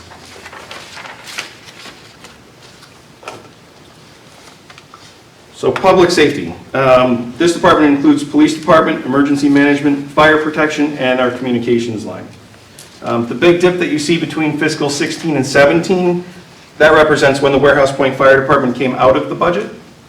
I had initially included a recommendation to fund them at $627,000 to reinstitute their town funding. But the end result at the end of the day, when we looked at what the budget numbers was, is it spiked the overall town spending to a 13% spending increase, which just, that's not a workable number. There was really no other room to go there. The inclusion of that differential is illustrated in the chart on the right between what the recommended is, what it would have been, and what my ultimate recommendation is. The spending increase between the current fiscal year and next year represents a very modest 0.97% spending increase, but there's an important asterisk to note there. That does not include the 2 years that the police department has been out of contract. So when that contract is ultimately ratified, there's going to be a salary adjustment that's going to have to happen associated with that. That is going to change that number by an as yet undetermined amount. Infrastructure and public works. This is DPW, town property, and road maintenance. As you can see on the left, over most of the last 5 years, this budget has been relatively static. The budget request for next year represented a 12% increase over the current year, whereas my recommendation for them is for a 3.8% increase. Community services, once again, this is social services, parks and recreation, the senior center, and our library funding. This is another budget grouping that has been relatively static over time. The request increased the budget by 7%, where my recommendation is for a 5.3% increase. This is largely driven by enhanced support for both libraries. That's an area that we have under-supported over time, and my recommendation, at least to you all, is that we consider trying to catch up on that a little bit. General government. This slide represents the only instance where the recommended funding level exceeds the requested funding level. And there really is very little good news to share in this grouping. For example, trash collection is set to increase by 7% to $977,000. Initial estimates for our health insurance suggest that we may be looking at a 25% increase in healthcare costs. The town's actuary has recommended that the town adjust its mortality table and its interest rate assumptions. That will cost the town an additional $75,000 this year and next year. This clustering is why there really is very little new in this budget, because it's just, there are costs that are beyond I think our control at this point. But Amy and I are working with our healthcare vendor or our healthcare advisor to see about addressing that increase, and we're looking at other options as well. But these are costs that are being driven by not us. We're also looking to make sure that the known plan participants are actually reflective of what are true plan participants, to see if there's cost savings there, and I think that there has been some realized or would be. So when you look at expenditures over the last 5 years, the expenditures are nearly double the amount budgeted. Oh, I'm on the wrong side. I'm sorry, that's CIP I gotta go to. So here, this is an interesting one too. When looking at the expenditures over the last 5 years, expenditures are nearly double the amount that are budgeted. That's because the comparison of budget actuals includes the annual spend down that we've done over the last couple of years. Again, we're talking about actual expenditures versus budgeted expenditures. So this chart actually works the same way as the administration chart did, in reverse, because we have spent more on capital projects than have been actually budgeted due to added appropriations and that end of the year spend down. That's why you see those spikes over the last 3 years. So the CIP committee recommended funding projects totaling $1,579,978. That would be an increase of 58% over current spending. My budget recommends funding CIP projects at 1.94% over current budgeted spending levels. Debt service, And what was the original percentage you said? 58. This budget represents a continued commitment to funding our debt obligations at current levels plus a 2% spending increase.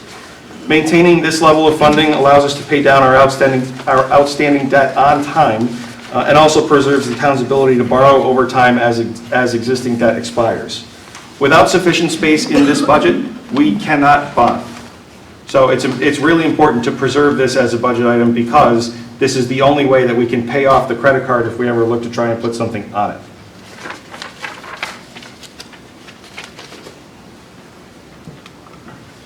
So new initiatives, and I realized earlier in the meeting tonight that there is an omission here that I'll go into detail on, although it's kind of covered. But during the campaign, we all heard about the people's interest in greater communication. So I am including funding to do that community newsletter in my budget proposal. And if space allows, other opportunities to share information with our constituents in a meaningful way. Secondly, I am repurposing funding that's previously been included in the EDC budget this is not new funding, it is repurposed, and it will be for engagement with the Connecticut Economic Resource Center, which has just recently rebranded themselves as Advanced CT, I think. And the reason for that is because my office is going to be particularly active in economic development initiatives, and to have that in a commission budget didn't make a whole lot of sense. Centralizing it in my office to make sure that I have access to things like CT Site Finder and CERC and those other economic development tools seem to be a more natural place for it. And this is where there was an omission in my slide. I did budget for an annual membership in the Main Street Center. After meeting with Patrick and having many people tell me about the good works that they do, I think that is something that we have to recognize we need to spend money to make money. And that is a very low dollar amount that's going to be, that will pay back. Lastly, I am including funding in the budget for a facilities maintainer at Public Works. This is a cost efficiency request. Currently, the same person that does bid solicitations and manages large-scale town projects also changes light bulbs. By hiring this person, this new facilities maintainer, we would be paying an employee 2/3 of the salary of a manager, allow that new person to do some of that actual maintenance work, and allow the manager to do some of that higher level work.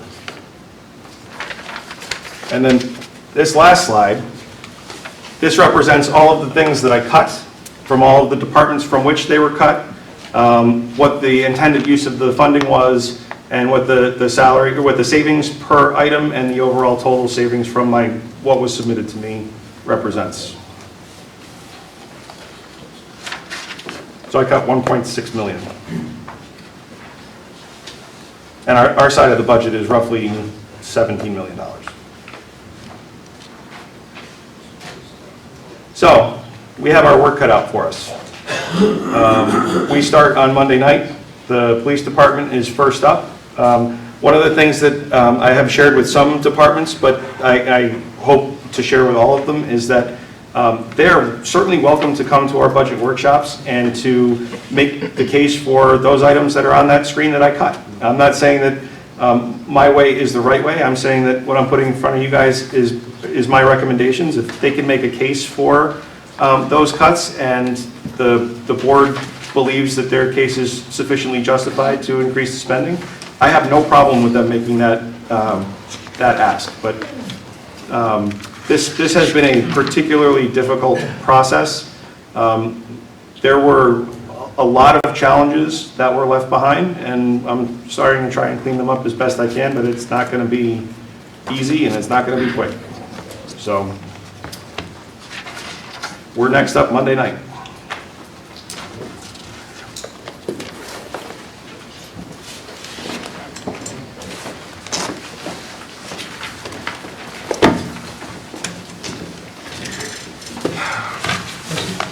What is that on? 150. The PCC? Yeah, so the $150 I cut out of PCC was a coding error. They had double booked it, staff membership in Casio in both their department budget and in the commission's budget. It really belongs in the department budget, so it's there. So you guys can digest that and take it in, and I really look forward to hearing your suggestions.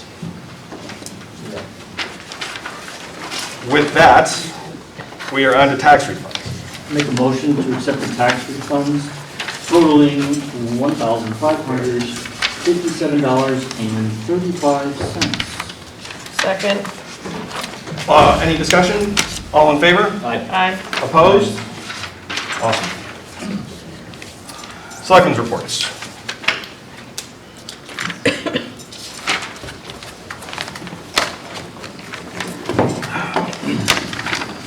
He just walked out, and I wish he hadn't. Set this up a little bit better for me here. On January 24th, Len Norton and I met with DOT to further discuss the installation of traffic cameras along Route 5, they're intended to reduce congestion along that corridor. A total of 8 intersections will see benefits from this project. Those intersections that will see improvements will be Newberry Road, Thompson Road, South Water Street, Tromley Road, Phelps Road, Stoughton Road, Abbey Road, and the traffic light in front of Southern Auto Auction. The cameras have been ordered, and the permit, I believe, has been submitted. I signed it this morning. And the intention is to have those cameras installed and working before April 1st.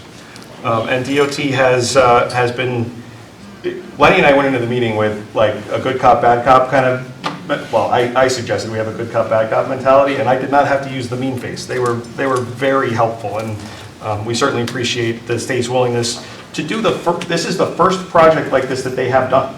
We are a pilot for them, and that I think largely has to do with the relationships Len has built over time, and it's great for the town. Over the course of the last few weeks, I've continued to reach out to the business community, including visits to the newly renovated Broadbrook Opera House and the Tobacco Valley Chamber of Commerce meeting on January 29th. Bob Lake and Gil Hayes were there, as was Jim Richards. I think that's it from town. Oh, and Jose Guiner was there. He's not from town. He's from town. He lives on Reservoir Ave. Okay, I'm sorry. He was there representing Bloomfield. Yeah. On January 28th, the pension board met with the town actuary, and at her request, the board agreed to increase its mortality assumptions and decrease its interest rate assumptions. This brings us in line with the recommendations of the actuary, but will impact the actuarially determined contribution both this year and next year. On the 29th, after the TVCC event, I toured Broadbrook Elementary School with Superintendent Barge. Twice now, she has been gracious with her time and more than welcoming when I have visited, which I really do appreciate.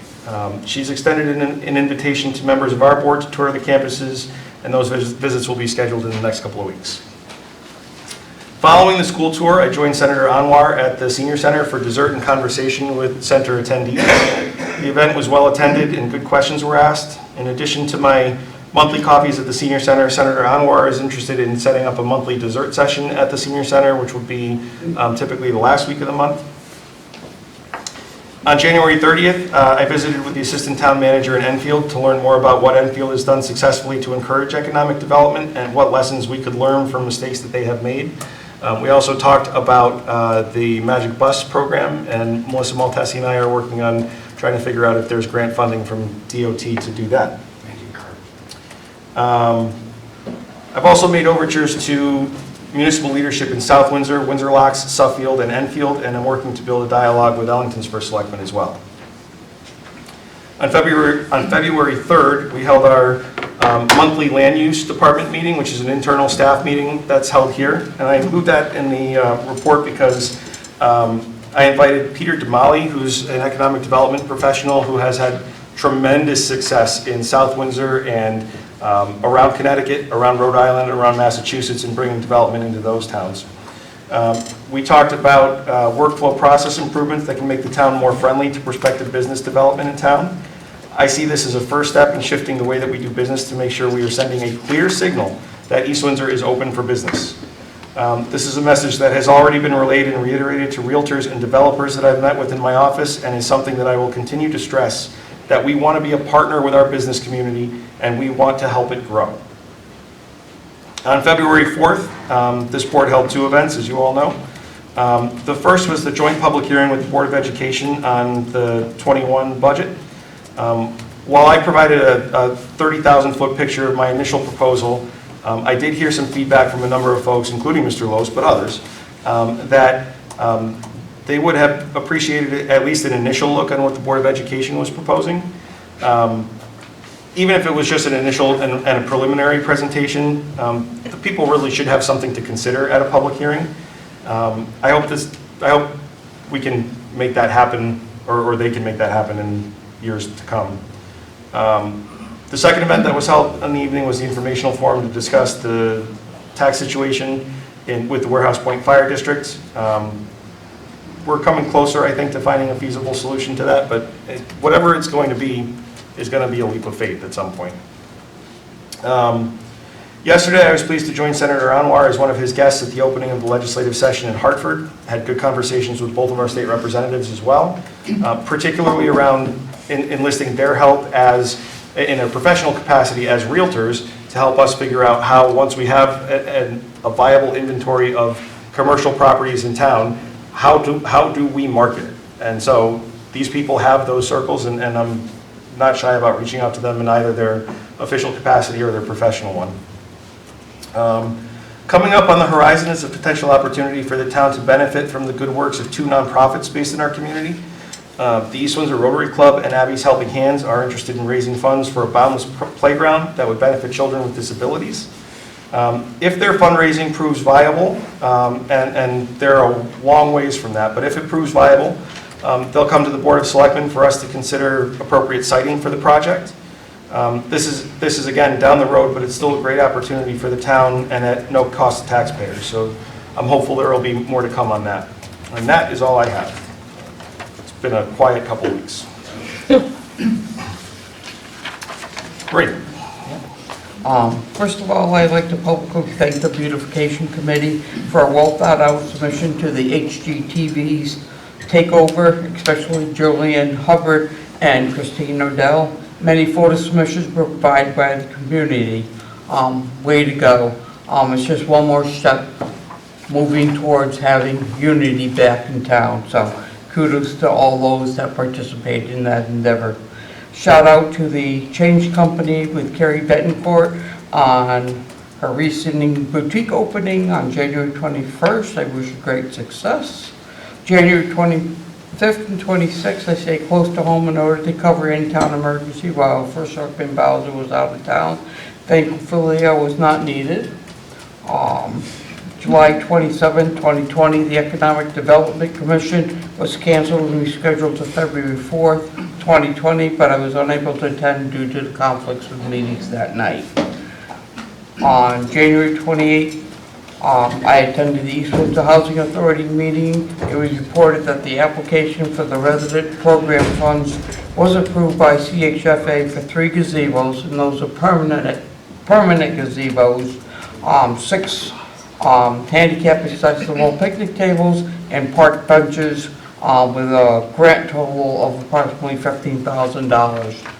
Students from the Tri-Town Hockey Booster Club have again reached out to the residents insisting with snow removal of their vehicles and to clean around the cars for them.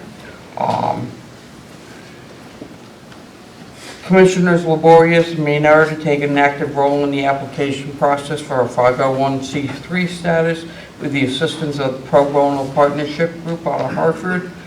Den's Commercial Roofing is a selected contractor to replace the community hall roof. As I previously had indicated, we tried to receive grant money, which we did receive the grant money, but we didn't receive the authorization to put the new roof or the driveway around the perimeter of the facility. So that's coming out of funds of parking. So that's scheduled as soon as weather permits. On January 29th, I ate lunch at the Senior Center prior to dessert with First Selectman Bowser and State Senator Anwar. Updates on local economic development plans and various state issues ranging from public health and veteran affairs were discussed. On February 4th, 2020, I was president of the Board of Selectmen and the Board of Ed public hearing to hear input from the community before the start of the budget process. Shout out to Jillian Hubbard for her cell phone video that was taken and placed on Facebook for others to see. I continue to stay for the Selectmen's Informational Forum. On February 5th, the Broadbent Mill Site remediation meeting was canceled, and they will be, as you heard, on before us tonight. That's all I have. Mr. Norrell. January 25th, I attended a public forum at Problem Solve Brewery with Representatives Carol Hall and Chris Davis. I was sad to see only about a dozen people attending this event, but great conversations were had and viewpoints were shared on topics like post holes, marijuana, sports betting, casinos, taxes, state aid to towns, teacher pensions, state retirements, and the overall financial health of Connecticut. On January 26th, I attended the Keep America Beautiful Forum that was held at the Osborne House. KAB works with communities to train them in community building, safe trash collection, recycling programs, and networking. They offer help with literature, grants, campaigns, website building, webinars, and forums. And they also keep track of trash collection and have financial programs to show how responsible trash disposal leads to dollars in the pocket of the community. It does, however, sound like our beautification committee may need a new name change to conform with their requirements. On January 20th, 27th, February 3rd, and 5th, I attended budget workshops as a commissioner on the Warehouse Point Fire Department. The department has realized an overdue need to replace its first responding fire truck that is 30 years old. The other issue in relation to that, though, is that new fire trucks are too high for their Station 1. Financial plans have been put into place to address these problems, and I'm still hopeful that we can come to some resolve for settling the uneven taxation issue for Warehouse Point residents, who have now spent around $2.5 million more in fire services than their Broadbrook counterparts in the past 4 years. On January 29th, we were actually able to attend water pollution control, which was a great meeting. They seem to run a really tight ship down there. They have a great financial plan for the short and long term, and they unfortunately had to accept the resignation of Dave Tyler, who had been a member since December of 1997. On January 30th, I attended a Rotary meeting at the Nutmeg Restaurant, where we heard, like Jason said, Abby's Helping Hands in coalition with Parks and Recs, looking at the establishment of a boundless playground. This dedicated group discussed upcoming projects and fundraisers they wish to pursue. As in past years, they will again be supplying every third grader with a personalized dictionary, and they are also seeking nominations for Citizen Business Person of the Year. And I would like to thank them for hosting me at their event. On February 2nd, I attended this game. That's not really town related, it happened in Enfield, but it was a great hike. It was long, very informative, and they have a great little trail over there. On February 3rd, I attended the Warehouse Point Fire Department Commission meeting, which I'm sure Selectman Musko will report more on. On February 4th, all selectmen were in attendance at the Public Budget Forum and the Fire Services Informational Session. I am hopeful that the BOS and Board of Finance can work together in presenting a budget to the town that supplies the necessary services to turn East Windsor towards positive growth and services for its residents. As far as fire services go, we need to continue to find solutions to fairly tax all residents of town for the great services they collaboratively offer their residents. And as far as upcoming events, February 5th and every Friday at 5 p.m. at the Wesley United Methodist Church, Pauline Stockpot serves dinner to the less fortunate. February 10th, the Selectmen will hold their first budget workshop. And now through February 15th, the TBCA Cares Food Drive is going on. Various locations in town like Geisler's, Warehouse Point Library, Town Hall, Windsor Federal Savings, and many others have designated drop points to collect items for the 5-corner cupboard. February 11th, the East Windsor Senior Service is bringing back its Silver Sneakers program. And on February 15th, we have Abby's Helping Hands Gala, which I'm looking forward to attending. And on a personal note, I will be unable to attend our March 6th Board of Selectmen meeting because I will be out of town. That's it. Okay. Selectman Muska. On Saturday, January 25th, I attended the ribbon cutting at East Windsor High School as the East Windsor High School Booster Club presented the new electronic sign, which is proudly displayed in front of the school. The sign was funded strictly through funding efforts initiated by the Booster Club, and this project was completed because of the dedication of volunteers and staff for the past 10 years. This will be a great way for the school system to communicate with the community. Immediately following, I also attended the legislative update at Problem Solve Brewing Company held by State Representatives Christopher Davis and Carol Hall, as they answered questions from the public and addressed issues that will affect us as individuals and as a community. Some topics of discussion were tolls, education, the casino, paid family medical leave, and discussion of how municipal aid is dispersed to towns. On Sunday, January 26th, Isaac Nicholson, Regional Director for the Keep America Beautiful organization, held a community training for the Beautification Committee and interested members of the public at the Osborne House. This was the first training in the affiliation process. Keep America Beautiful is the #1 community involvement organization in the United States, focused on community improvement, ending littering, improving recycling, and beautifying communities. One thing that really stuck with me from the training was when Mr. Nicholson stated that this movement isn't political or about being red or blue. It's about making everything green, and I think that is something that we all can get behind. I am excited to be part of East Windsor's path to eventually becoming one of the 600+ affiliates. Since there were 5 Wednesdays in the month of January, I was also pleased to be able to attend the WPCA meeting held on January 29th. I was thoroughly impressed with their willingness to work hand in hand with the town to encourage economic development and growth, and I look forward to taking a tour of their facility in the spring. On Thursday, January 30th, I also attended the Rotary Club of East Windsor meeting. I'd like to thank the membership for their warm welcome and invitation. The group went over upcoming projects that they are actively working on, one being a dictionary project where they will be distributing a dictionary to every 3rd grade student in the Broadbrook Elementary School, personalized with his or her name inside. The club has been doing this for about 20 years. The Rotary Club meets every Thursday at 6:30 p.m. at the Nutmeg and encourages anyone looking to get involved to please join them. The Warehouse Point Fire District Commissioners met on Monday, February 3rd. The commissioners unanimously voted to name the Bridge Street Fire Station after Tony D., which I think is really great. Awesome. So the station will be called the Anthony D. Mastrantonio Station. More information on this dedication will soon follow. There were 50 calls in the month of January that they responded to. And I also attended the budget workshops held on January 27th, February 3rd, and February 5th, which Selectman Nordell already summarized in his report. On February 4th, I also attended the Board of Education and Board of Selectmen budget public hearing. I'd like to thank those residents who offered their comments as we begin our duties in the budget process. Immediately following, the Board of Selectmen held a forum on fire services. I'd like to thank both attorneys for their thorough explanations and answers to the questions as we discussed different options to move forward and equalize taxation for all taxpayers in our community.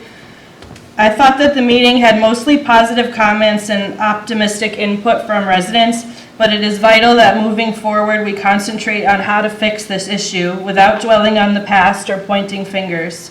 I remain committed to solving the issue of double taxation on Warehouse Point residents, and I look forward to working with this board and the Board of Finance as we move forward in a better direction for all of East Windsor.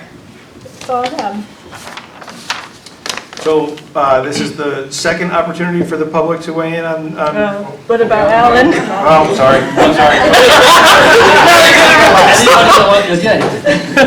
Anybody wants, I'll just email it to you. Selectman Baker, my apologies. I'm actually going to skip a number of the things that I did because everybody else is so interested. I saw a couple people nodding off, you know. Planning and zoning, They finished up with the Apothecaries Hall Road Enterprises permit renewal, and I guess the one point that I'd like to point out there is the decision that they made directly reflected the input that they got from the public in the public hearing, so it definitely makes a difference when you come out and make your voice heard. You know, probably the public didn't get everything they wanted, but it certainly colored the end decision, and I think it was a good blend of what everybody wanted. Pension board, Jason talked about that, so I'll skip that. Went to the police union contract negotiations that were restarted. These were left over from the last term. Can't share any details because that's all confidential by law, but of course everybody will get a look at it when we ratify it when it's done. Wetlands, the commission authorized a number of agent decisions for small residential projects and saw the plan for the splash pad site work and authorized also an agent decision for that because that's in the upland review area. Always happy we closed a long-running violation due to reaching compliance with the developer, so that was a good end to that. Budget hearing that we had, I guess all I'll say on that, it was, as usual, disappointing turnout. I pulled into the parking lot. There was cars everywhere. I was like, wow, where did all these people come from? Turns out they were there for a sports game. And then directly afterwards was the Broadbrook Fire District discussion. Again, I won't belabor the issue except to say that it's going to take a lot of public input to get to a solution here. I think any of the solutions that are viable will be very difficult. So you can read more on Facebook when I post this tomorrow. Have a nice weekend. You do a nice job of keeping it succinct. That's how I am. Yeah. Okay, now is the public's opportunity to weigh in. Name and address, please, sir. Paul Anderson, 89 Main Street, Broadbrook. I just wanted to bring something up about the mill situation. I did a pretty extensive review of the preliminary plan that was submitted by Hamilton to DEP. And one of the statements in there that tends to be said quickly and glossed over is a soil cap of up to 2 feet. But when you read the plan carefully, that means as little as nothing up to 2 feet. But typically people talk about a 2-foot cap, and that's not the way it works. Now, I'm not saying that's inappropriate, I'm just saying we need to be aware that to me is an impact, because whatever happens down there, when they do whatever's approved, they're done unless a problem arises. And we end up with the result in our town. And that's, to me, is a major factor. So in all this discussion, that's something to keep in mind. If the really serious hazards get removed from the site, that's very good. But that up to 2-foot cap is an uncomfortable statement. Now that's a preliminary plan, but DEP basically said that's okay. The preliminary plan is okay. Doesn't mean that's not the final plan, there's a long way to go, but it's a little bit uncomfortable. I just want to make sure that people understand that, because I think that's a scary thought. Yeah. That's it. Thank you. Other public comment? Yes, sir. Bob Light, 80 Rice Street, East Windsor.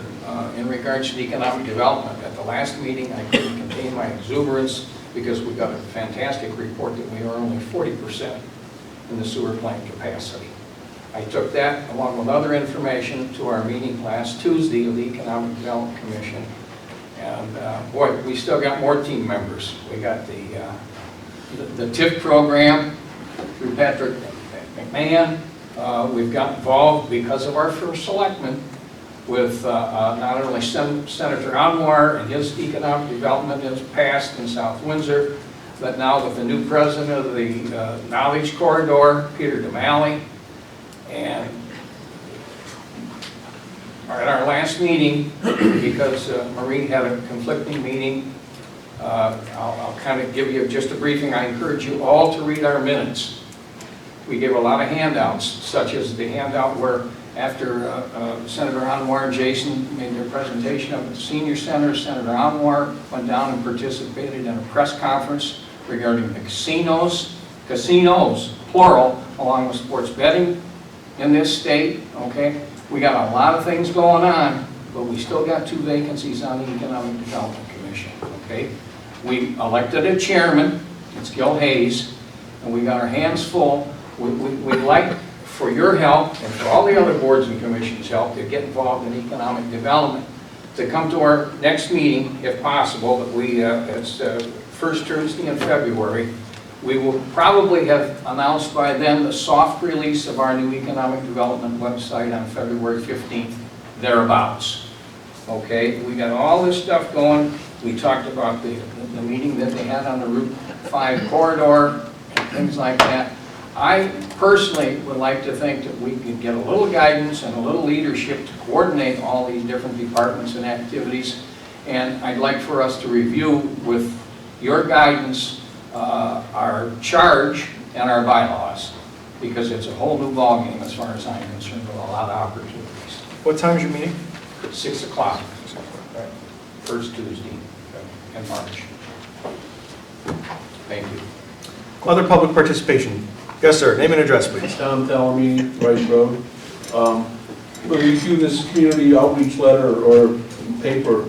It'd be nice to have extra copies made up to be placed in places like Geisler's in the town hall. Because people off the street will sometimes pick them up. And they're great for people to see things like that. In the agreement, they're going to furnish us with an additional 300 to 500 copies. Because I was just... The JI couldn't match it. Because I was just in Windsor a couple weeks ago, and they picked up one of their pamphlets, and it was very interesting. I think they do like a 3-month thing. Other public comments? Yes, ma'am. Kate Carey Trail, 28A Folkestone Road, Broadbrook. I just wanted to share like a good news type thing for the town. I know it's kind of been shared on Facebook a little bit, but if anybody's seen the information about Mark Feeney, who is a middle school student at East Windsor Middle School, he was named a Young Inventor of the Week.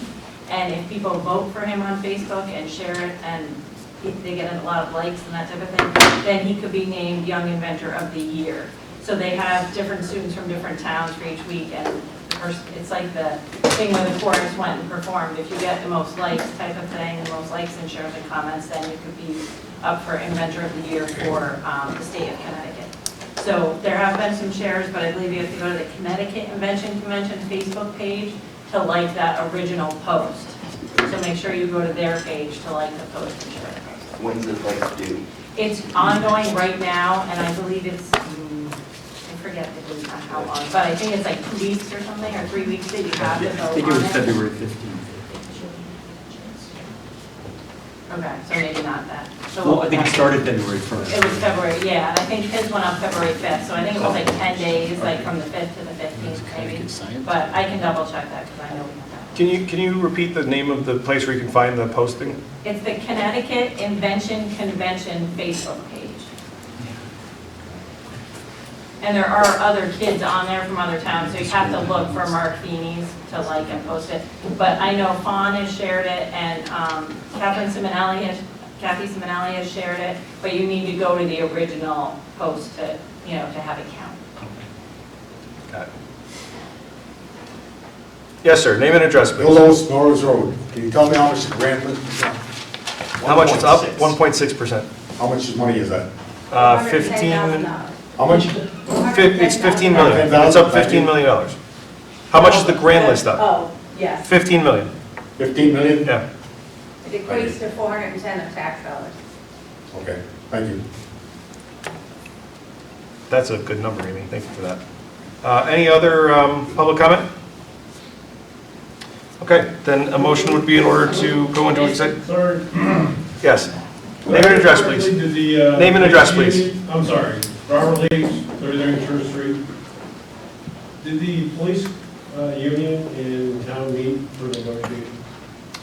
We had what's called an off-the-record conversation, and that is exactly that.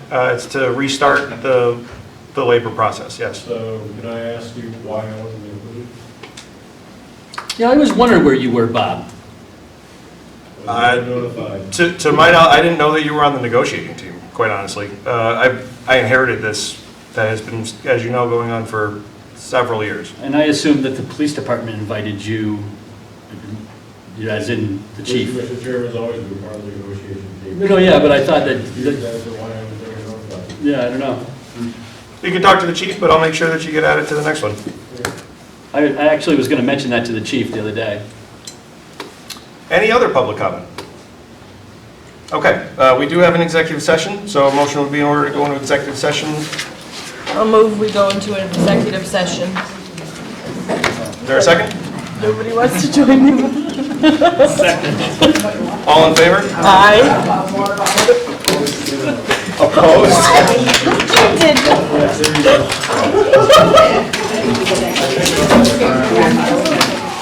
Oh, yes. Mark? That's okay, Mark. And he is